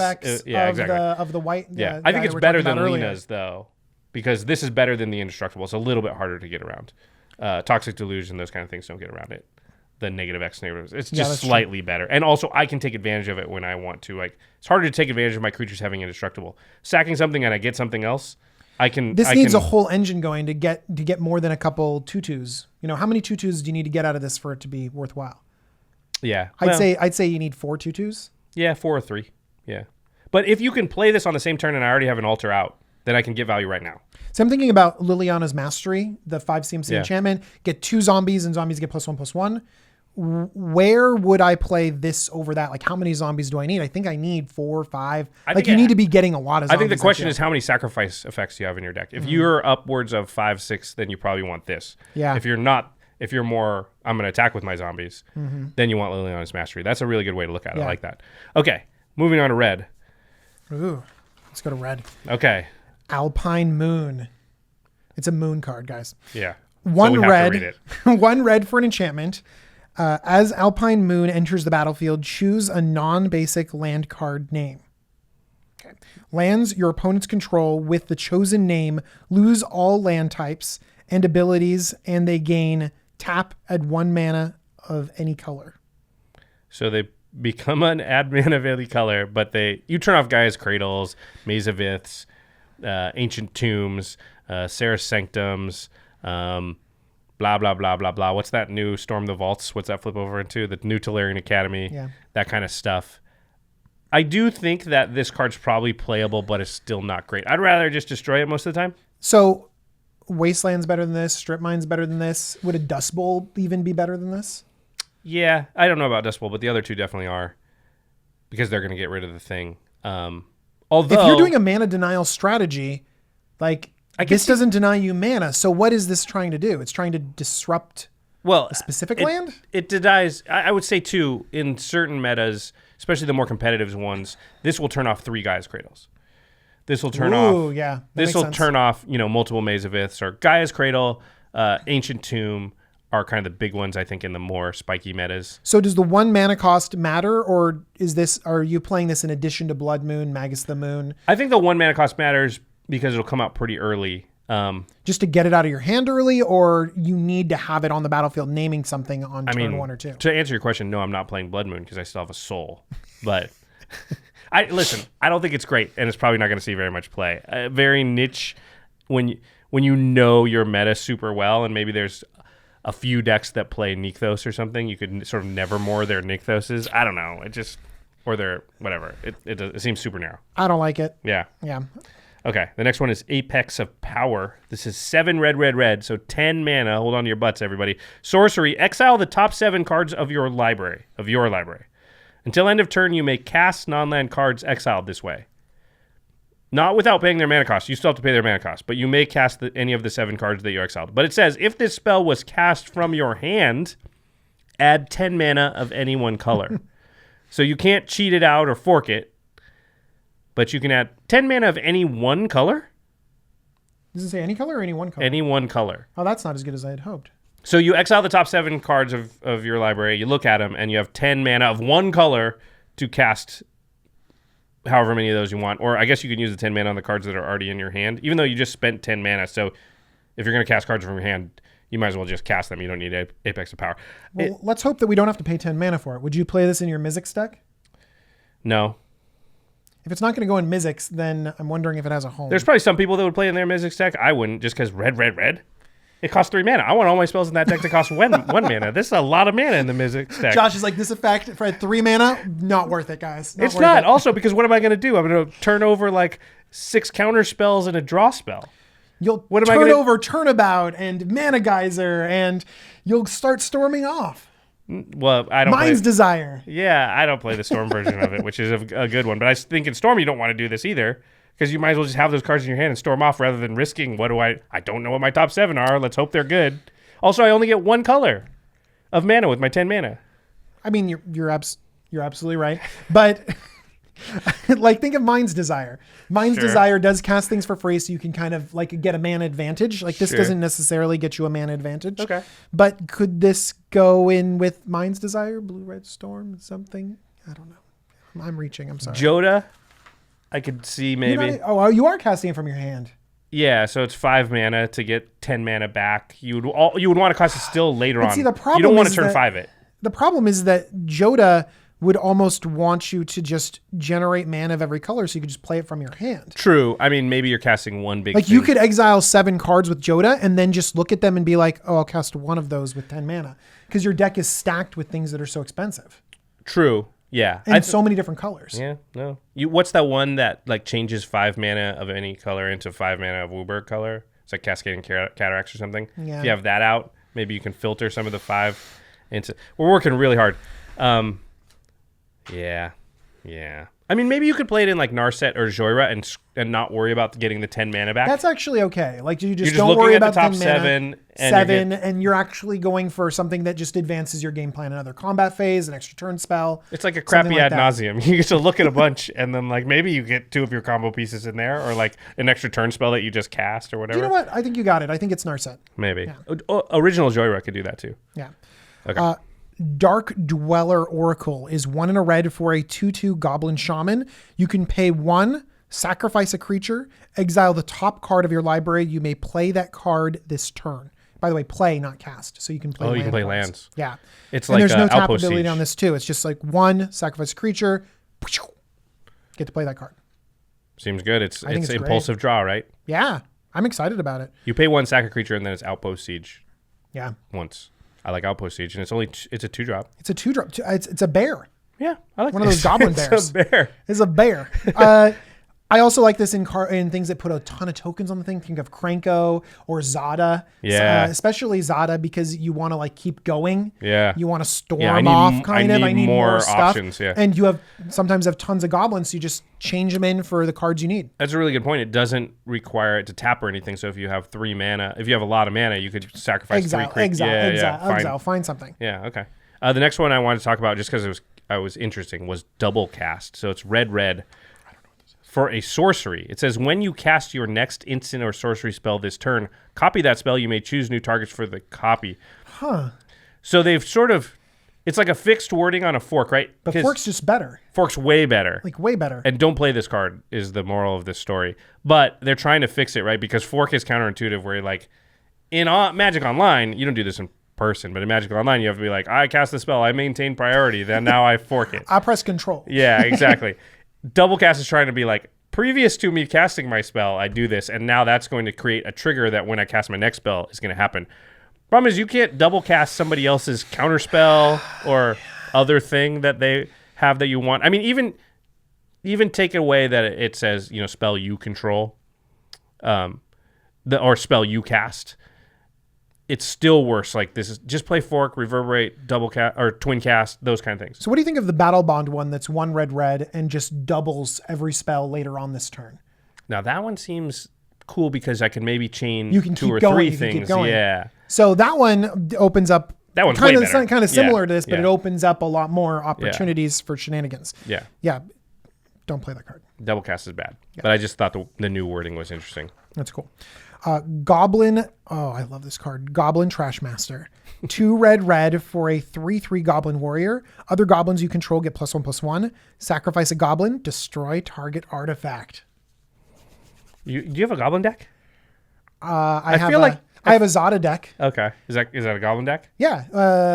It's a Goblin Zada deck. All right. I also have a Perforos deck. I don't have some red decks, but I just kind of like this. I like being able to destroy artifacts and change in creatures. I think Yeah. it's I mean, cool. you have to have a lot of goblins to do it. What about 1 goblin? Kill your Panharmonicon. Sure. I mean, this goblin. You can always sack the Trashmaster to itself. Yeah, It I don't doesn't say wanna do that. another. Yeah, you're right. I mean, worst case scenario, I'm just saying it's a 4 mana. It's 4 mana you destroy an need artifact. goblins. You really do need goblins. Yeah. It's not bad as a worst case scenario, 4 mana destroy an artifact. Not the worst. I don't know. But it's great in a goblin deck. I think it's It's fine. an anthem. It Yeah. lets you change in your artifacts Yeah. later, especially later on, because goblins want to just swarm. And you have tons of things that just create a bunch of goblins, and goblins by their nature are kind of small and useless. But your ability to change them in and do Yeah. all sorts of cool stuff makes it a much more resilient deck than you would think. I think this is great in goblin decks. I like cards that are Wrath Deterrents, and this could, in a weird way, be Wrath Deterrent. In which case, like if you Wrath, I will just blow up every artifact you have. That's not bad. I like using Joe Rail as that too. If you Wrath, I'll turn all your lands into creatures so they all die too. Yeah. That being able to hold somebody hostage a little bit in that way can be powerful. And like you said, we had Matt Arnold on our show a long time ago, maybe like our 6th or 7th episode, and he sort of talked about his Prosh token deck, and he started thinking of the tokens as like currency, and then he was looking for ways to spend the currency. If you look at your goblins as currency, this is one way to spend them, destroying artifacts. So yeah. By the way, Josh doesn't like Blood Moon, but is totally fine with turning all your lands into creatures to wipe the You board. wrathed. I did not wrath. I did not wrath. I'm not saying I'm going to set up a situation where I turn your lands into creatures and then wrath. You're wrathing. That's what you get. It's your fault. Yes. Okay. The next one is Sarkhan's Unsealing. It's 3 and a red for an enchantment. It says whenever you cast a creature spell with power 4, 5, or 6, Sarkhan's Unsealing deals 4 damage to any target. Whenever you cast a creature spell with power 7 or greater, then Sarkhan's Unsealing deals 4 damage to each opponent and each creature or planeswalker they control. So it wants you play this, and then you want you to play. It kind of is that Gore Claw, except for this can't go in Gore Claw because it's red. But it wants you to play creatures of 4 or greater power. It's hard to do this into the next one. You kind of have to play this and then be like, well, okay, I'll wait until the next turn, unless you have a ton of mana. I mean, if you're playing big creatures, you're probably playing this in like a red-green deck that has a bunch of big creatures, because that's like the big creature colors. Yeah. Yeah. I think it's really good if you have what's the... Xenagos or Rurikthar or something like that. What's the one that you just sort of... forget her name. Mael? The one that you activate and flip things over, and you get a big. Oh, you have to cast the creature. That will not work with this. You have to cast the creature spell. Okay. Mail is a little bit old. I think it's clunky. I think there's better Naya commanders. Sure. I was just saying, like, there's commanders that care about the size of the creatures. So you already have a deck that's like already incentivized and built in a way that your creatures are all big. How many big creatures do you need? I think you want like 25. That's a lot. Yeah. But and most we find, like in your goblin deck, you're going to have 30 goblins. Oh, yeah. Yeah, so I think it's not like there's not decks that do that. In your average deck, this cannot go. You have to have a deck that specifically is built around having big creatures. Xenagos, Goreclaw won't work because it doesn't have red, but that thought. Yeah. And then this becomes pretty good, I think, because if you get it out on turn 4, if you play, how many creatures do you have to play power 4 or greater? 3? I think you're totally happy. Maybe even 2, because if you destroy 2 creatures, you already got your 2 for 1 out of it. There's like a lot of Oracle and Moldias and the wiping the board, the 7 power or more. That seems really good to have this sort of mini board wipe happen. It's like opponents only. Yeah, I think even the 4 damage is good, man. There's a lot of little creatures out there that die to 4. Not everything is Kozilek. There's a ton of stuff that's just like 3 and 4 power, sitting there, getting their engine going, giving them advantage. Think of like Atraxa. It just kills Atraxa. Here's what I'm thinking. Marin. It just kills Marin. What about like Warstorm Surge? Warstorm Surge is just enter the battlefield in its power. I know, but this is 4 mana. That's 7 mana, right? Yes, it's a lot. There's a huge difference. You're absolutely right. There's a lot. We could just play Pandemonium and just say everyone gets to do this ability. But I don't want. I want my. And then sometimes you get the 7 creature. The 7 is amazing. Just this mini Wrath. I like that. Let's say you did that once and you did the other thing twice. Like, that's great. That card's done so much work for you. I'm a little bit hesitant to have an enchantment that does almost nothing the turn that you play it. Panharmonicon does nothing the turn. Oh my gosh, you're comparing this to Panharmonicon? No. I'm just. How dare you? Well, how many creatures in a Panharmonicon deck have to have an enter battlefield effect for it to be good? I think that you can go lower. I think 20. Yeah. Okay. Yeah. But I'm just saying we can get it in the ballpark of like there are certainly decks built with 20. By the way, I think the enter the battlefield abilities on some creatures do way more than 4 damage. Sure. Yeah. Fair enough.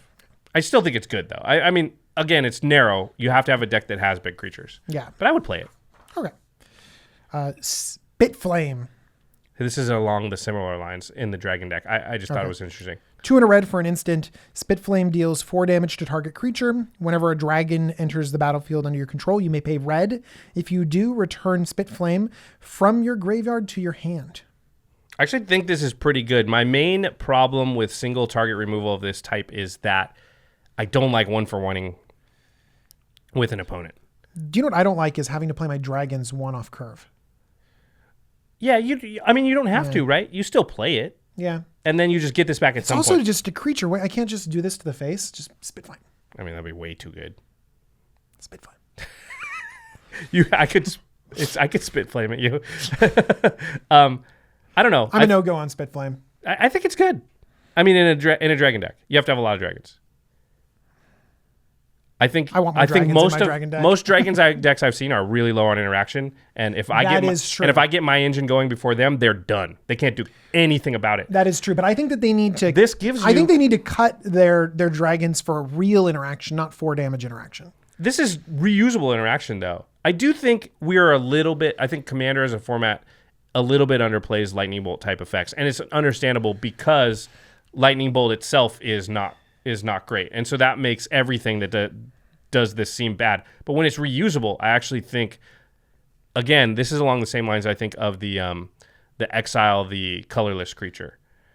If you look around in most Commander games, especially around turn 6 and 7, there'll be plenty of stuff you wish you could kill that was 4 and less toughness. And I don't want to just use a card that does that, but I would, if it was reusable, there would be times I would do it. I don't know.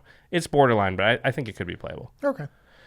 Okay. Colossal Majesty is the next one. 2 and a green enchantment. At the beginning of your upkeep, if you control a creature card with power 4 or greater, draw a card. I'll tell you what, if there was not already a cares about the power of your creature's deck, this set single-handedly seriously has given. And by the way, it's the other direction too. White sort of cares about smaller creatures as well, and we have the wall sort of toughness matters. If sort only of they had printed more Mentor of the Meek type cards, I would be way more happy. They printed Mentor of the Meek, didn't they? Yeah, but I mean, no, but Green's what getting new ones. They printed the card. No, Green's getting new ones. Green's doubling up. I need right. White to get like 5 more creatures that do what Mentor of the Meek does. Actually, you're totally effects. right. Something similar to Mentor of the Meek. Give me an enchantment. Give me another creature. Give me a planeswalker that does that. Poor mono white. They're saving up. They're going to fix mono white like really soon. They just want to sell a set with it, right? All right, we don't need to talk about Colossal Majesty much. It's fine. No, I mean, you do what you do with it. At least it comes out before. That's true. That's what I like about it. You're not casting. What about Drum Hunter? It taps for mana too. Sure. And it's a creature. It's a creature though. Yeah. I mean, I want my card draw to be safer if I can. Doesn't have to be, but either draw me a lot of cards now. Buy Sylvan Library. I mean, yeah. Play Sylvan Library over this, but draw a lot of cards now, or if it's going to be recurable like 1 per turn, I want it to be an enchantment if I can. Yeah. It's just safe. That's true. Yeah. Okay. Go ahead. Okay. Hungering Hydra. X and a green for a 0/0 Hydra. Hungering Hydra enters the battlefield with X +1/+1 counters on it.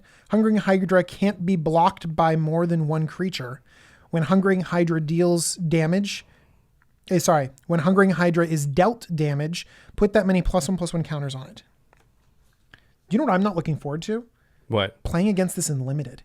Yeah, this thing seems like ridiculous. This is going to be a groan test. Because it's huge and I can't chump block it. And you can't chump block it. You have to get a big enough creature. This is going to be a nightmare. I mean, you can chump block it. Because normally when you're chump blocking... It just gets bigger. But you're not worried about the size of it when you're chump blocking. You're worried about, like, am I going to draw a removal spell here in a second or not? It's true. It's just the abyss coming at you. You can't stack block, though. That is a big problem. I know. But in Commander?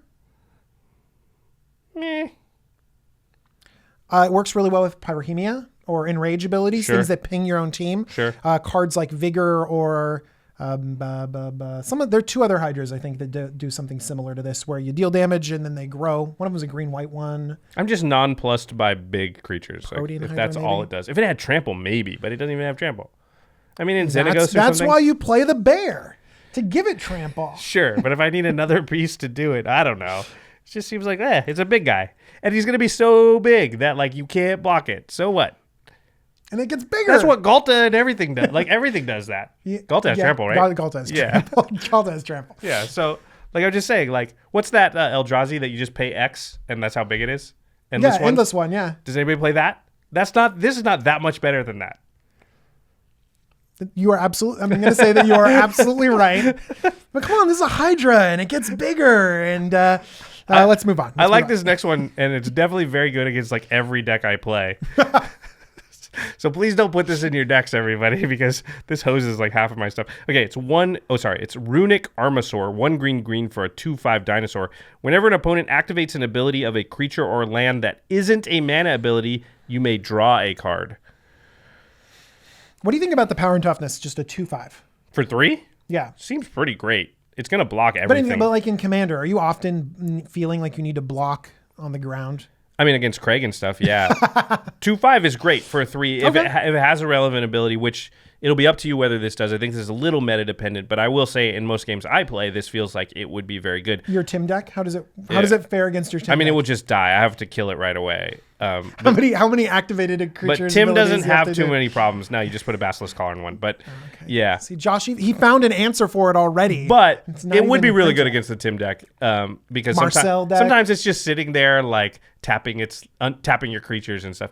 This is works against Maze of Ith? Maze of Ith is great. It works against like Thrasios. Imagine when Thrasios player goes off and draws their entire deck, you draw your entire deck. They have infinite mana though. They're still probably going to win at that point. But there's a lot of activated abilities, a lot more than you think. I wish it just said activated ability of a permanent they control, right? So if a planeswalker did it, you would draw even just artifacts. Artifact. If they equip an artifact, I wish it said it. Yeah, I think that would make it a lot better. But I think it's probably fringe playable depending on your meta right now. It's a dinosaur too. That matters for a lot of people. And so many dinosaurs are gigantic. They're just kind of it's just nice to have something at 3. Yeah, it really is nice to have something at 3. All right. Going on to blue now. Exclusion Mage. Ooh, blue. Exclusion Mage, 2 and a blue for a 2/2 human wizard. When Exclusion Mage enters the battlefield, return target creature an opponent controls to its owner's hand. Mana War, but Mana War only. Do you ever bounce your own stuff with Mana War? Yeah, for sure, because I do all the time. It's great. That makes it way better that it's not that it can be your own stuff for sure. It's also not Venser, but it's a wizard. In Ala, like that's pretty good. You double up because I know some people were playing the newest wizard that bounces from Dominarium, 3/2 for hopefully 4. You have to have another wizard. Yeah, if you have another wizard, this is 1 cheaper, and it really does honestly the same thing. So I think that it could go in that Ala deck for sure. Yeah, I think that's good. Okay, you failed. You fail. Did I? Yes. Okay. The next one is Metamorphic Alteration. It is 1 and a blue for an enchantment aura. Enchant creature as Metamorphic Alteration enters the battlefield. Choose a creature. Enchanted creature is a copy of that creature. That sounded confusing. You enchant a creature, and then that creature that you enchanted becomes another creature that was out there. The interesting thing, and you pointed this out, I didn't really think about it, you don't have to enchant your own creature, and you don't have to turn the creature into the best creature. So you can enchant your opponent's, say, commander, and turn it into, say, I don't know, something crappy that's out there. The downside of that idea is that it's commander, and there's not super often that there's crappy creatures running around, although there are tokens and things, so maybe. Or like a solemn or some sort of random creature. They're goblin tokens or... if it's a solemn, they're just going to chump block at the next possible. There could be a spare exclusion mage just sitting on the battlefield. True. And that brings up an important point that this doesn't get enter the battlefield effects. Yes. It just because the enchantment just makes the creature what it is. I think that makes it quite a bit worse because it's hard for you to double up your stuff. It's just different though. Think of the creatures you want to copy. Like the ones you dream of copying. The one I want to copy? Anybody wants to copy. I want to copy Biovisionary. Okay, that's a good one. But you're only getting 1 copy. Where are you going to get the other ones? Well, that's my deck's built around, of course. But then, okay, sure. I mean, that Biovisionary, if you don't know it, is it 4 copies of it? 4 copies. If you ever have 4 copies of it in play, you win the game. On your end step, too. So you don't have to, have a turn. It's not on your upkeep or anything like that. You do it now, you just win the game. Boom, boom, boom. And this only costs 2. So you do this, Phantasmal Image, something else. Done. By the way, if anybody ever has a Biovisionary in play, you kill it. You don't let them untap with it. Don't tell them this. And if they ever cast one, Josh, stop it. You counter it or just hold on and get ready to stop the thing because no one's just casting it. It's a Simic 2/3. It's fine. It's fine. Just leave it on the battlefield. Everything will be okay. If they ever cast it and they just pass the turn, you know the next turn they're going to be able to make 3 more copies of it. That's just FYI. Okay. But one thing that's also cool about this is that you can sometimes kill a random creature by turning it into a legendary creature. So let's say you have your commander on the battlefield and you have another utility creature. Yeah. I can turn it into your commander, turn it into a legendary, and then you're like, I got to legend rule this thing. But you just put it in the command zone, you didn't lose a card. Or you kill the creature that got turned into your commander. I mean, yeah, but why would you do that? You'd still have your commander and just have the one in the command zone. Have the other thing in your command zone. But then you can't. I think the downside of this too is you turn their commander into your exclusion mage. It's pretty easy for them to get out of that. It's not what's the Song of the Dryads or Darksteel Mutation. Yeah, because they can just start attacking with it, and somebody's going to block it, or they chump block with it. You're right. Those are the Lingify. Yeah, it's not, Lingify, yeah. It's not those, but this is definitely more versatile than those. It has a fringe case where you do that, though, just for right now. Oh, totally. Turn off their commander for now, and it's just opens you up. Okay. All right. The next one is the Buy a Box promo for this set. So if you didn't know, they started this with, was Darminaria? Are we going into this? I'm just Are we going talking about this? No, I don't want to have the whole discussion. I just want to tell people what this Okay. is. So with Fire Song and Sunspeaker was the first one. Did they do it for Battle Bond? No. Okay. So they're starting to do this thing, and evidently, I guess they're going to keep doing it, which is the Buy a Box promo. So if you go to your LGS and you buy a booster box of the set, then you should, while supplies last, get a special promo card. And in the past, it's been a card from the set, but what they started doing with Dominaria is it's not a card from the set. It's technically part of the set and is standard legal, but it's not actually possible to get it out of the booster packs. So Fire Song and Sunspeaker is a card that the only way you could ever get it was from the promo, Buy a Box promo. This is the M19 Buy a Box promo. It's Nexus of Fate. It's 5 blue for an instant. Take an extra turn after this one. If Nexus of Fate would be put into a graveyard from anywhere, reveal Nexus of Fate and shuffle it into its owner's library instead. It's just a better Beacon of Tomorrows. Yeah. Being instant is a big deal. Big deal. It's a little too good. I'm worried about the Buy a Box promos because they shouldn't be this good because... Go ahead. The issue is supply and demand. The supply for these are limited. And if it was in the set, their price can only get so much because you can just keep buying booster boxes. People keep cracking them. And there's kind of a leveling effect as long as something's in print because it just is automatically capped at the price of a booster box. Right. But because this is automatically limited, there's a limited supply. If the demand is super high, then the price can go out of control and there's no check on the system. I mean, they could technically print more, I guess. I guess they could, but I don't know. They haven't said that like, oh, well, if it gets bad, we'll print some more. They haven't said that. Yeah. I think that it's a great idea as long as You don't do this? It hasn't happened yet. But this Pretty good. This card's pretty good. So It's not a Fire Song and Sunspeaker. Fire Song and Sunspeaker was great. It was cool. It was what is it now? Is it narrow. like $8 or something like that right now? Like, you can buy it on the secondary market if you really want it. It brought people into the game store. We really like to support game stores. Sure. Local game stores are great. We want them to sell booster boxes. It's kind of a cool thing. You get to go in and get your box on pre-release. So you even get it before release. You can, crack open some boxes with your friends. It's a the cool card, thing. if the card is that level, it's fine. But as soon as you make it, you're pushing towards a level where like a lot of people are going to want it. In which case, the price of it's going to skyrocket. How much is too much for the price of this card? Like as soon as it reaches $15, $20, that's like, whoa, not. The problem is, I feel like once it reaches that, then it's, what's the price going to be in a year? It's going to fall off the edge of a cliff, and that's the problem is that. Oh, okay, whatever. We're getting into the discussion I didn't want to get into. Let's talk about the card. It's good. We talked about that. It is good. It's really good. It's just a better Beacon of Tomorrows. It's instant speed. That makes sense.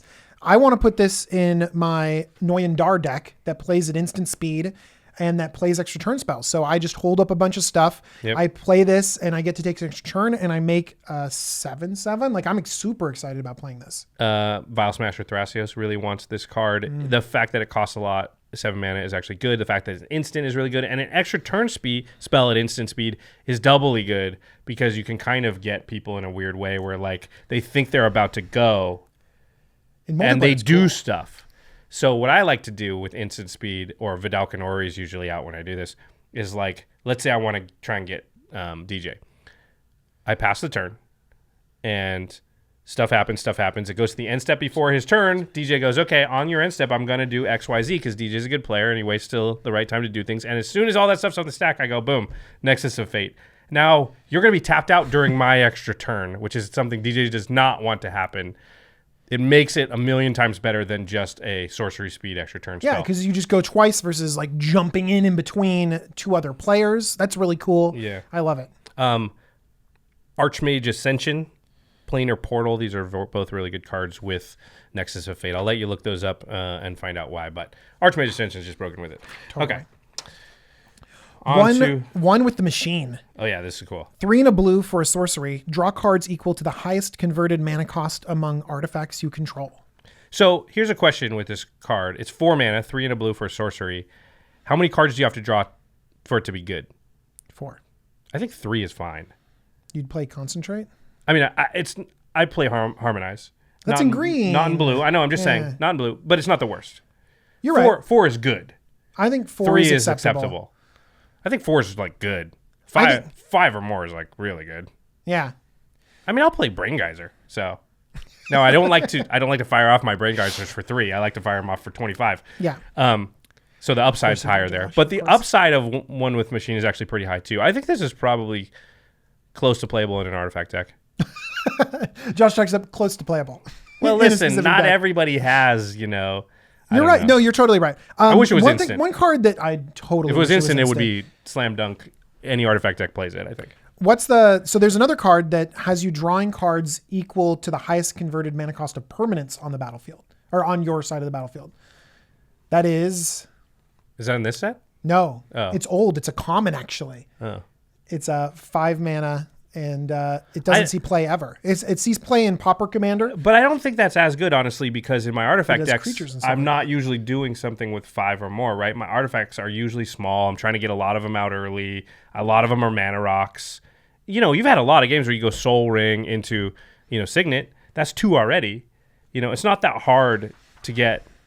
Like I think CMC is a totally different thing because you're just not, in general. This says draw cards equal the highest converted mana cost among artifacts you control. So you need. I thought it was number of artifacts. I'm an idiot. Soul Ring doesn't do anything. Yeah. Yeah. I you totally draw misread 2 this off card. of that. I thought it was the number of artifacts. So you need like why are we talking about this card? You need like a big.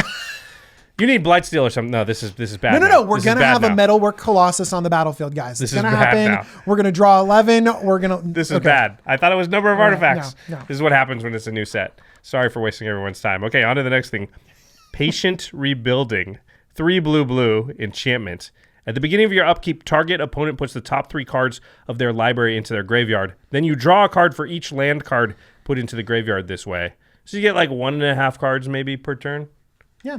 It's not bad. Do you ever play It's 5 mana. Honden of Seeing Wind? Not Blue really. Honden? They're too expensive. It's too expensive. Yeah, and this is 5 mana. Yeah. Same thing, 5 mana? Yeah. Like, would you play it? No, probably not.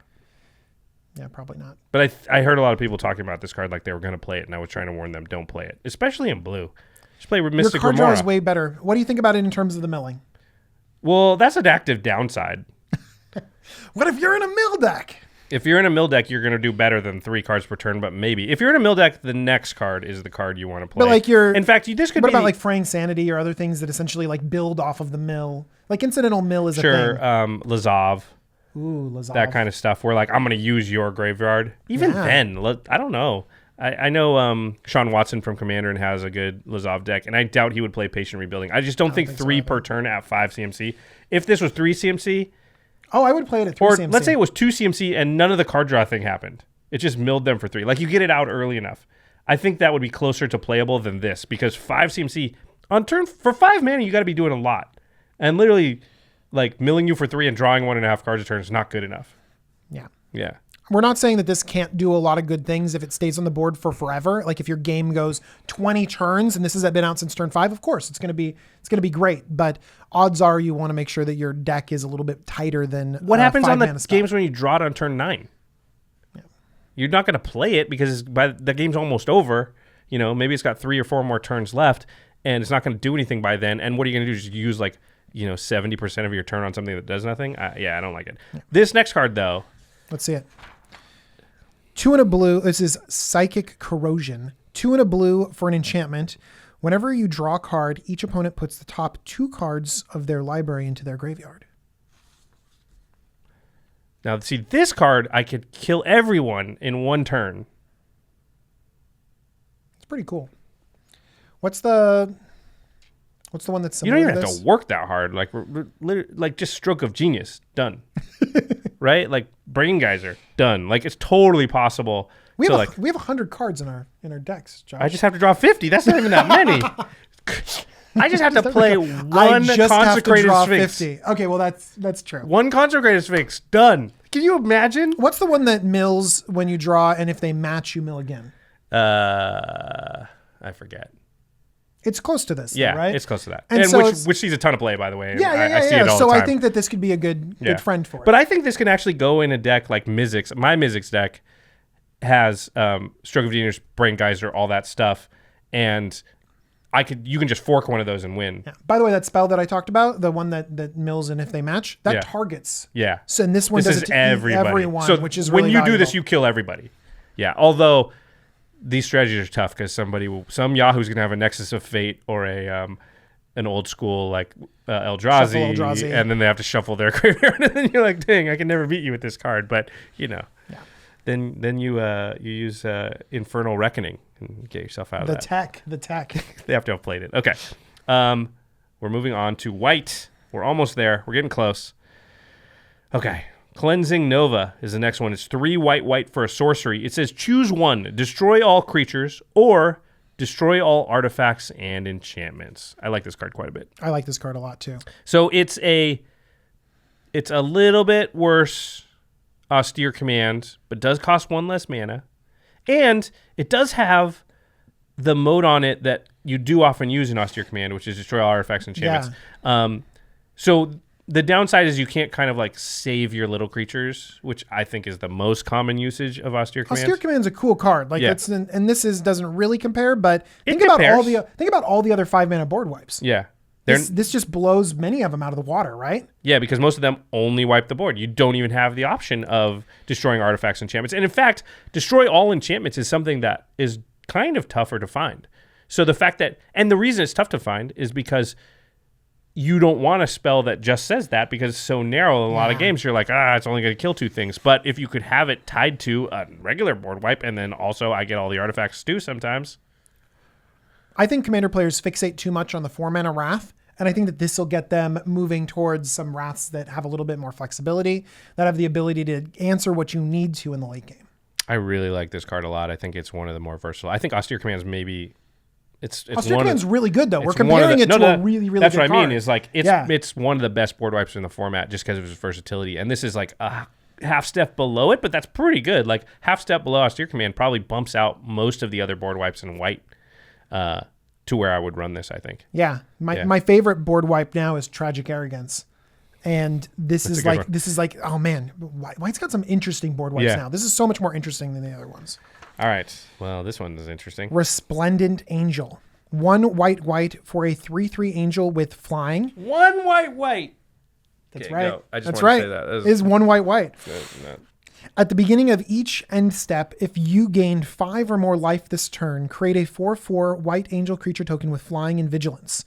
And then for 3 white, until end of turn, Resplendent Angel gets +2/+2 and gains lifelink. So it's Angelic Accord on a 3/3 flyer that also can gain lifelink and get to 5 power on its own if it wants to. Which, let's be honest, you're never going to do that second part because you're going to put in a life gain deck that already can gain 5 most turns. I don't know. I have my life gain decks usually like gain life in small little amounts. Like my Karlov deck, it's usually like little bits of life gain. It's kind of hard to get 5, but honestly, I don't think you necessarily need to get 5. It's a 3/3 flyer for 3 that has a cool ability and stuff. Yeah, I feel like those decks generally, your average turn, there's like Soul Warden and something else, right? And it's it like just sort of slowly ticks up. But you do have these effects that are going to give you chunks. Totally. And so if every time you did that, and maybe like how many angels do you have to get? 1? If you get 1 angel, it's amazing. It's amazing. You don't actually have, and then it can do it itself later for 6 mana. Like I said, that's a waste of 6 mana. You'll probably never do that. You'll have to be in a weird game for that to happen. But this is great in Angel Tribal too. Yeah. People love playing angels, and this is a low drop angel. This will go in every Angel Tribal deck. Lyra turns this on really well. Swing in for 5 mana, Baneslayer. Yep. So a lot of the normal angels that have lifelink will get you an angel out of this. Yeah, I like it. Seems pretty good in Ailey, stuff like that. Okay, on to the next one. This one, Ailey will totally do it. Yeah. Okay, this next one's pretty interesting. So it's Sun Cleanser. It's 1 and a white for a 1/4 cleric. When Sun Cleanser enters the battlefield, choose 1. Remove all counters from target creature. It can't have counters put on it for as long as Sun Cleanser remains on the battlefield. So kind of like Meddling Mages the counters off something. Or target opponent loses all counters. That player can't get counters for as long as Sun Cleanser remains on the battlefield. Wow. This is interesting. I think, again, it's meta dependent, but experience points, you just wipe all their experience counters are gone. So Mizzix, Marin, Edric, Azuri. So I knew I said that wrong. Azuri, nobody plays the other ones, but... Craig, what do you think about this card? Oh, yeah, it gets rid of Infect. What do you think about this? It gets rid of Infect. That just suddenly you can blink this and reset Infect? Plus, it's a 1/4, so it blocks all the Infect guys. Blocks and removes the Infect that's already there? Oh my gosh. It's very narrow. But it's interesting. And I'm glad that they're making interesting, weird, flexible cards. Yeah, I think this is, again, it's meta dependent, but this is an interesting card for sure. Yeah, I might play it in like a Blinky deck just as a toolbox to have. Like my Rune deck is super toolboxy, and it just kind of like uses Survival of the Fittest and Fauna Shaman and some other stuff to just go find like a 6 slime if I need it, or go find whatever. And this might be a thing where like, oh, I need to go get this, and with Panharmonicon, just Yeah, it's true. I mean, even taking counters off creatures is not too bad. But yeah, you can't play it in every deck, but it is interesting. All right. Okay. Valiant Knight. It's a very generic name. Just he's valiant. 3 and I a worked white. on the movie Valiant. It wasn't about a knight, though. It was about a bird. Oh. 3 and a white for a 3/4 human knight. Other knights you control get +1/+1. 3 white knights you control gain double strike until end of turn. Now, if only Elena made knights, we could give them all double strike. I mean, yes, you are absolutely right. I mean, it's great to give your knights +1/+1. The activated ability is nice, but there is a Knight Lord that gives all your knights double strike anyways. But this pumps, and I think it's going to go well in knight decks, and that's about it. Yeah. I've never seen a knight deck, so I want to see one. But hang on, it literally just came out of Dominaria. You need some time to develop the knight decks. I was encouraging people out there to build it. Yeah.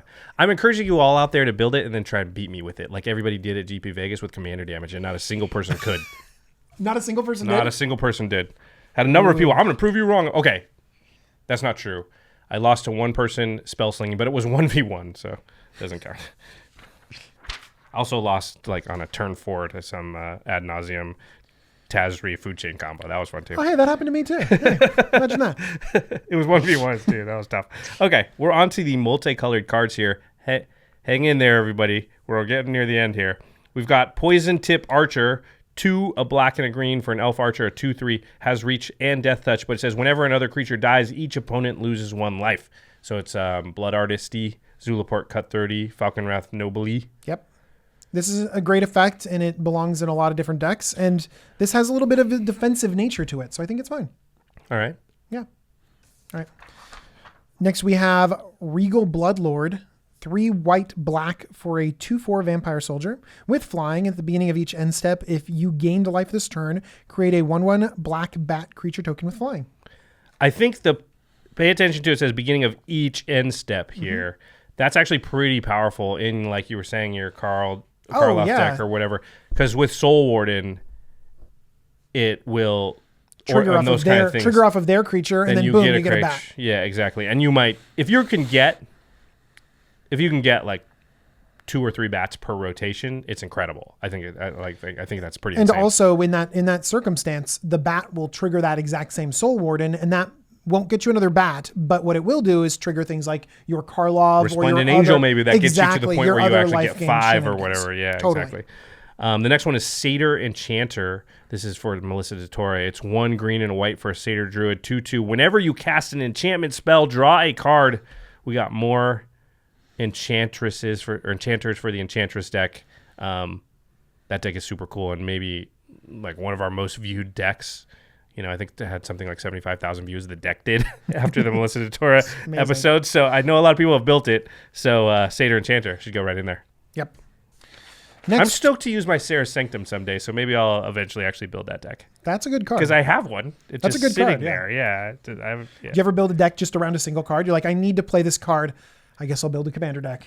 I mean, yeah, but they were mostly commanders. So yeah. I don't know that I've done that around like a land before. Which land? I see. It was mostly the Gods of Theros that made me want to play Enchantress with my Sarah Sanctum, but mostly just kind of other cards where it's like I need to play Expropriate.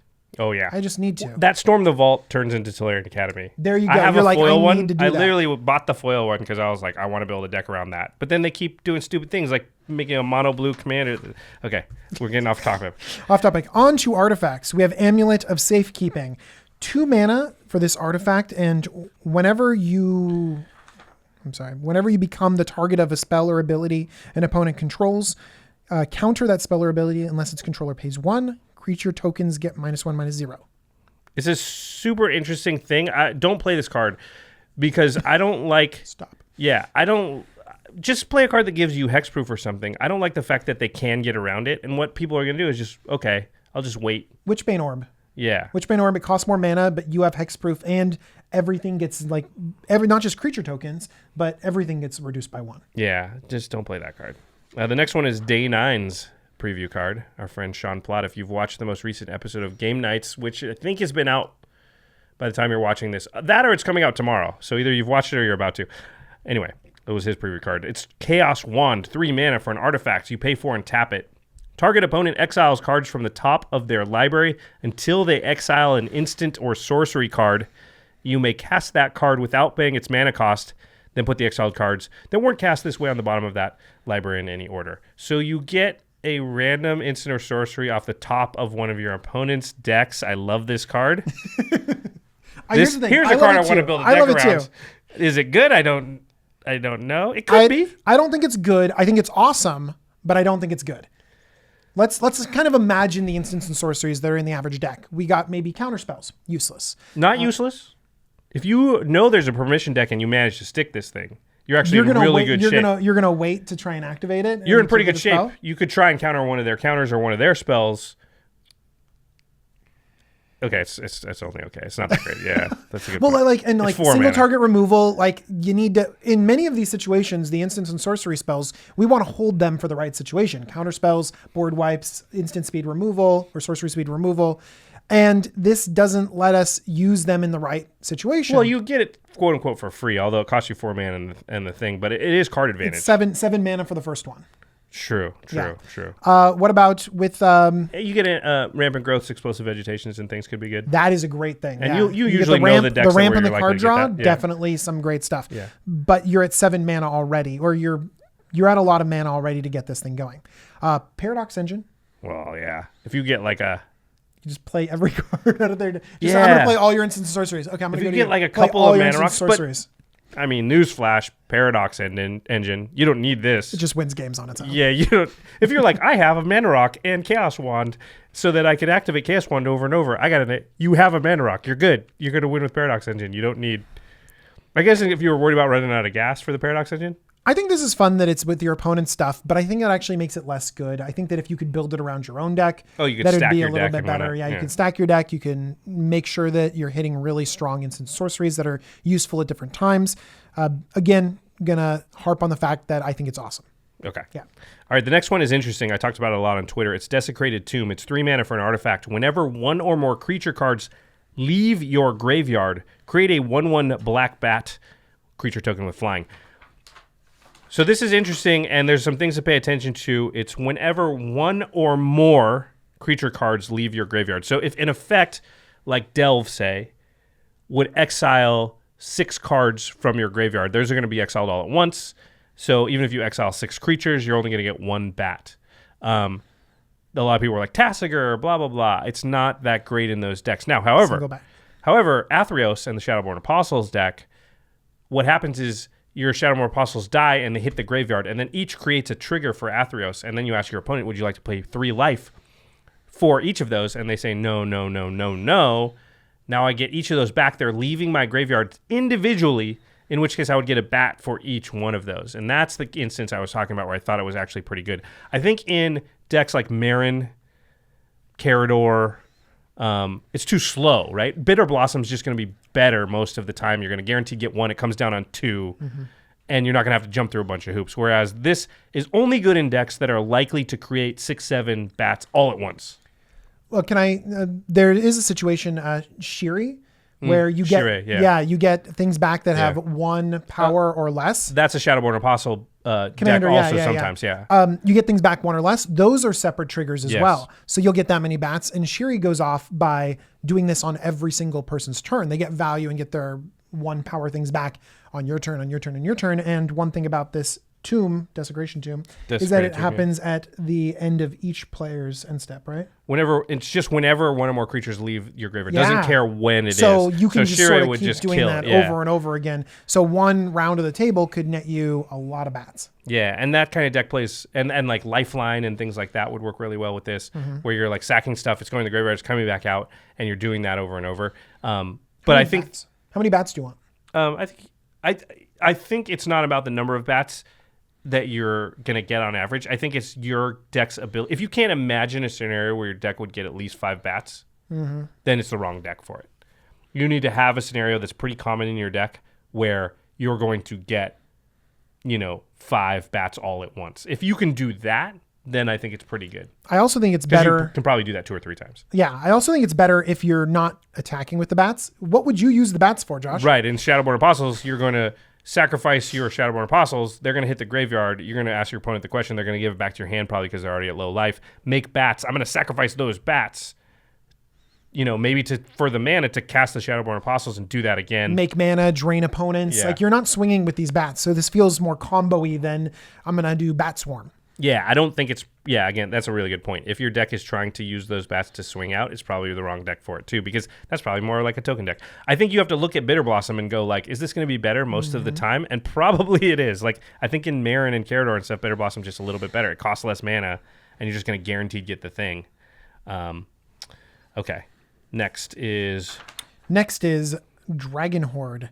3 mana for an artifact. When a dragon enters the battlefield under your control, put a gold counter on Dragon Horde. You can tap to remove a gold counter from Dragon Horde and draw a card. You can also tap Dragon Horde to add 1 mana of any color. pretty good. It's a mana rock.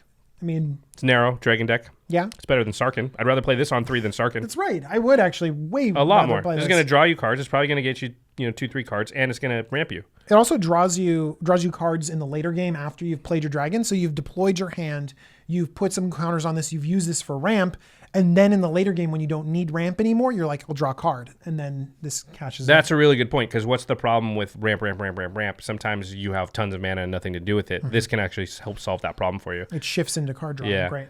The next one is Meteor Golem. It's 7 mana for a 3/3 Golem, but it says, when Meteor Golem enters the battlefield, destroy target non-land permanent an opponent controls. It's an acidic slime for everybody. Everyone gets it. Everyone can play acidic slime now. It's a Spine of Ishsaw. It says non-land. It's not acidic. I know. Yeah. But Spine of Ishsaw is harder to do blink shenanigans with. It is. Yeah. I think then that's what Josh is getting at. It's a creature. Yeah. And so you can do tons of great creature stuff. Do you know where I see this? Is in Gonti. Yeah. Where they want Gonti to sort of go in and out, flicker in and out. Well, mono black, mono red, or Rakdos has impossible time with enchantments and artifacts if you're mono black, and this just gives you a sort of another scour from existence. But it's better because mono black can reanimate things, so that's their way to flicker, and so the ability to sort of here is a reusable enchantment and artifact removal for mono black, really good. I like it. Yeah, I think this is going to go in a lot of mono black decks. Totally. All right, the last one is an interesting one. It is called Transmogrifying Wand. There's some kind of wand theme. There's a Chaos Wand. I guess there's only 2. Is that a theme? There could be other wands. We don't know. Sure, there might be common and uncommons. No, we know. I just didn't look through the commons and uncommons. Okay, it's 3 mana artifact. It says Transmogrifying Wand enters the battlefield with 3 charge counters on it. You can pay 1, tap it, and remove a charge counter, and then destroy target creature. Its controller creates a 2/4 white ox creature token. But activate this ability only anytime you could cast a sorcery. It's decent value. 2/4s are basically worthless. They're useless. It's like a 2. I would say they're even to the Swan Song 2/2. 4 mana for the first one, and then you get to 4, 5, 6 mana total, 3 creatures. It's pretty good at sorcery speed, but I'd have a turn to swine on a stick. Plus, on a stick, if it attracts proliferate the counters. It's really good if you proliferate encounters, because now it's just 1 mana every turn, turn something into an Ox. You have an Ox, and you have an Ox, and you have an Ox. But no, that's not how that works. They're supposed to like the things they're getting when Oprah gives it to them. I like Oxen. You don't like Oxen? What if I need to pull a plow? It's great. What do you got to get its Oxen? I think this is good. I think it's quite good. I think even just the baseline of 6 mana, 3 turns, 3 Oxes. kill 3 things is pretty decent. Destroy, right? Yeah, it's destroy it, and then they create the Ox. So, yeah. Okay. It won't work on Indestructible or whatever, but I don't know. Seems good. I like it. Okay. Yeah. All right. We got one more. Sorry, I didn't print it on the paper. Man, you can't get it off the table. You gotta throw harder. I'm sorry. It still didn't. They can't see the edge of the table there, though, so they didn't know that it landed. It made it off. It made it off. It's okay. It took Jimmy a little while, too. No, it didn't. He never took him any time. Okay. Lands. We have 1 land, and it's a doozy. This is probably some kind of staple in the format. It's Detection Tower. It's a land. You can tap it for colorless or diamond mana, but you can also pay 1 and tap it. You don't have to sacrifice or anything. Just pay 1 and tap it. Until end of turn, your opponent's creatures until end of turn, your opponents and creatures your opponents control with hexproof can be the target of spells and abilities you control as though they didn't have hexproof. It turns off hexproof for all of your opponents and their creatures, but in a weird way, it doesn't turn it off for your opponents to hit each other. So if I activate this...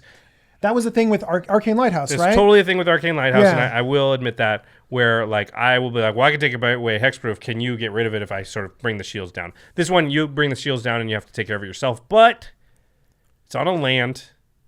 It affects all of them and players.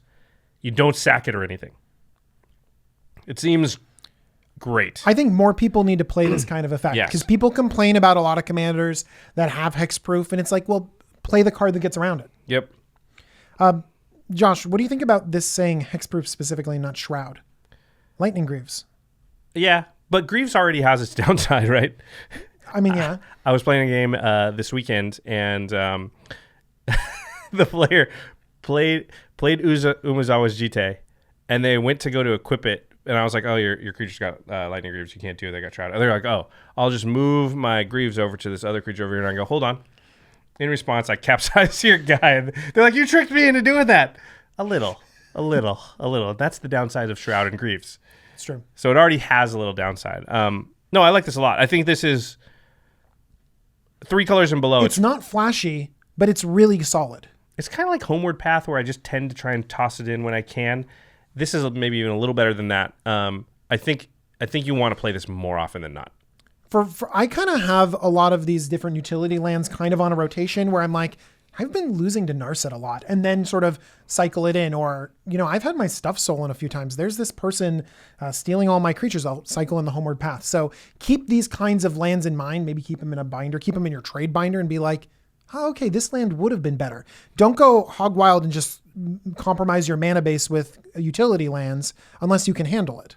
But I'd say of the effects, right, what do we got? We got Maze of Ith, we've got Strip Mine, we've got this hexproof, we've got Homeward Path, we've got High Market. People like Reliquary Tower. Reliquary Tower, High Market. I think... People like Ancient Tomb and other things that create colorless mana. Ancient Tomb, let's call... I wouldn't call Nykthos and Cabal Coffers. They are more like Ramp. They create a color eventually. I would say this belongs... If you have a deck and it doesn't have 3 or 4 of those in it, you're probably doing it wrong. Unless it's 5 color or maybe 4 color. But I like things like Winding Canyons, Yavimaya Hollow, Voros Stronghold.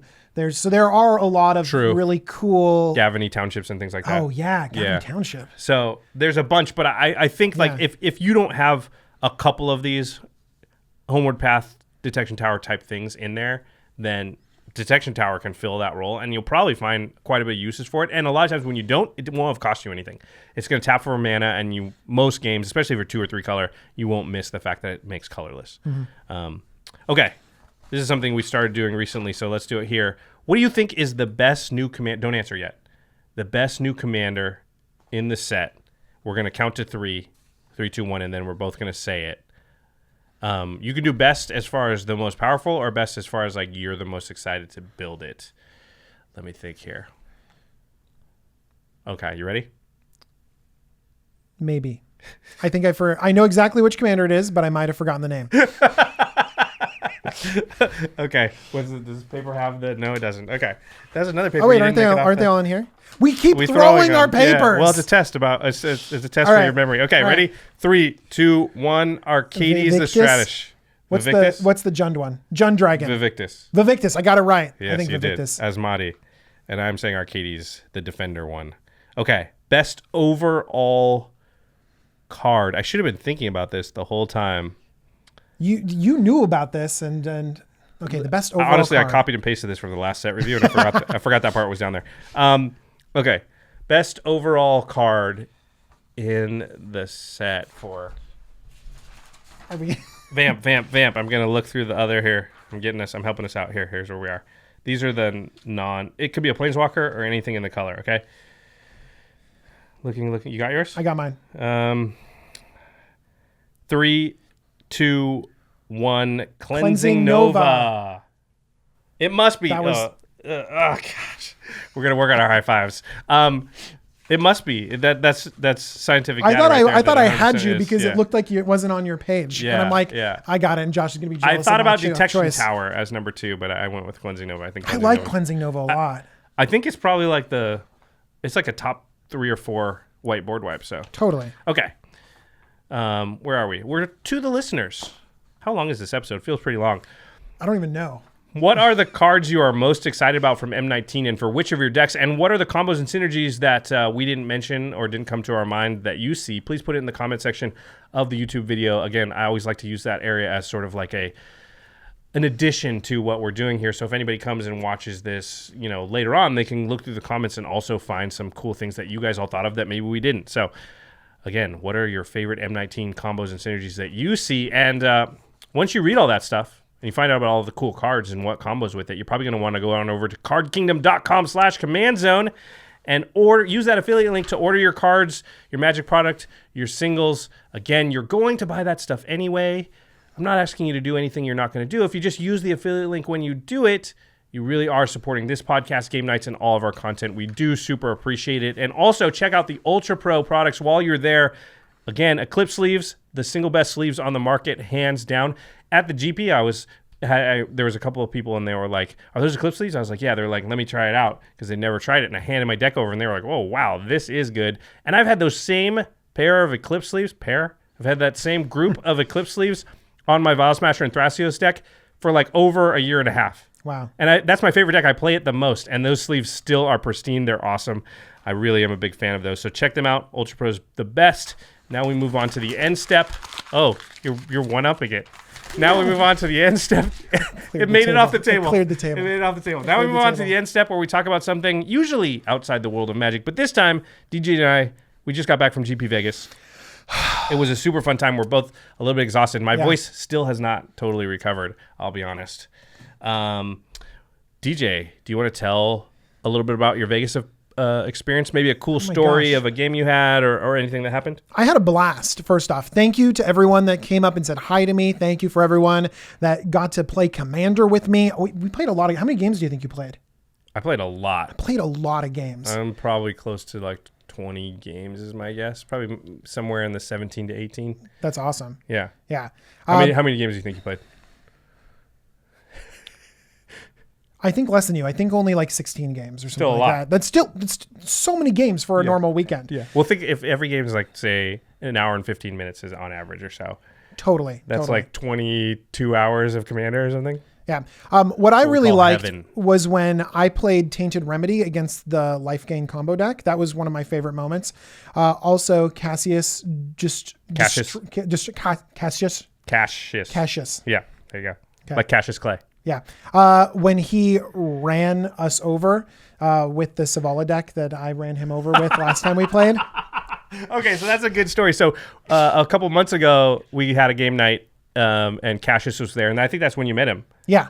And so DJ was playing, and we were all in a game, and DJ pulled out his Selvala deck, the mono green. Selvala, what's her name? Heart of the Wilds. Heart of the Wilds. and just crushed us. Like, just ran Cash and I over. Who else was in that game? Terry was somebody else was in the game, and just like just mutilated us. Like, we were like, whoa. I made a lot of mana. It was ridiculous, like fast. And Cash is literally like, I'm building that deck.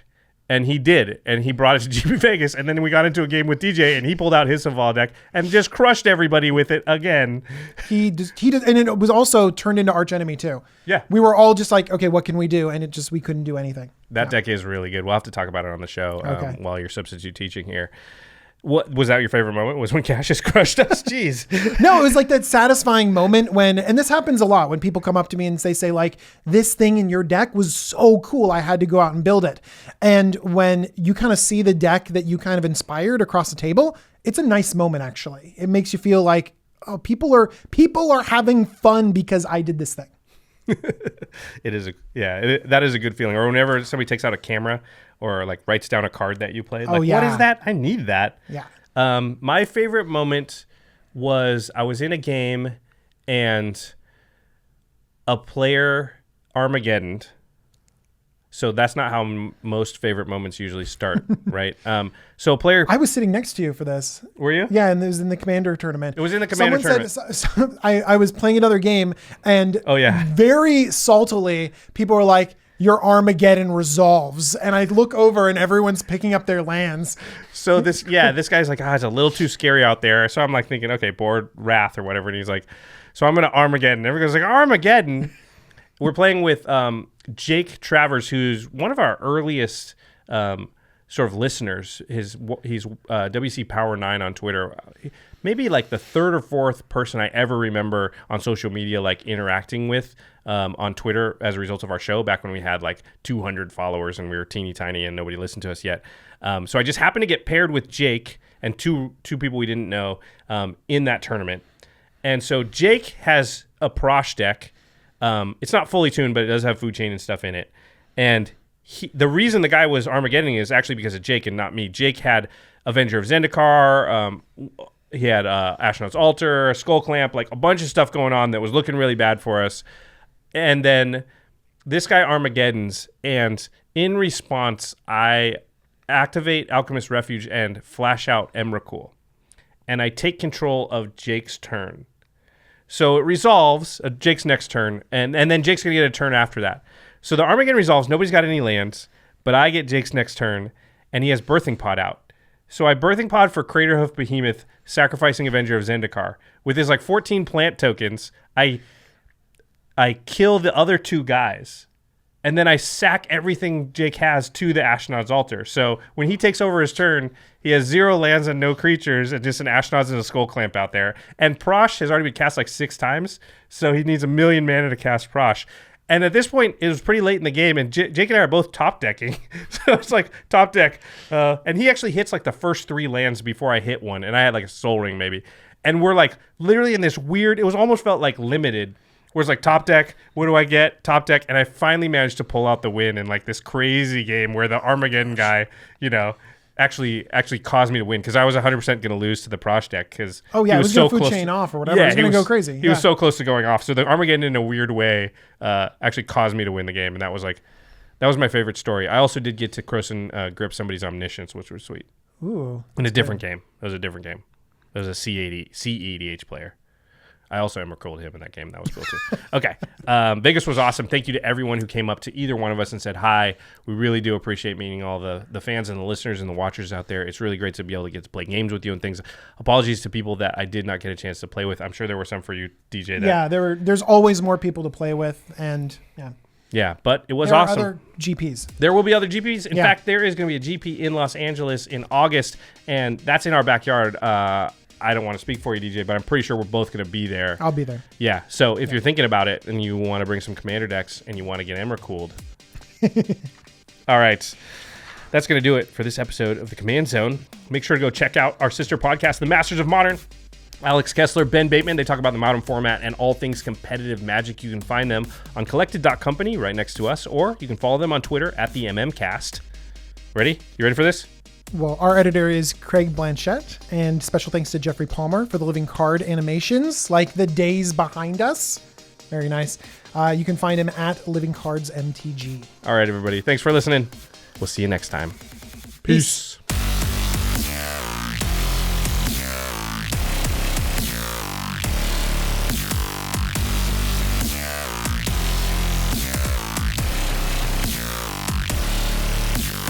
Thank you for your attention.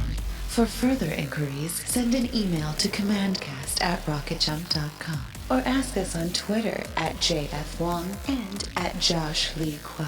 See you later, alligator. Greetings, humans.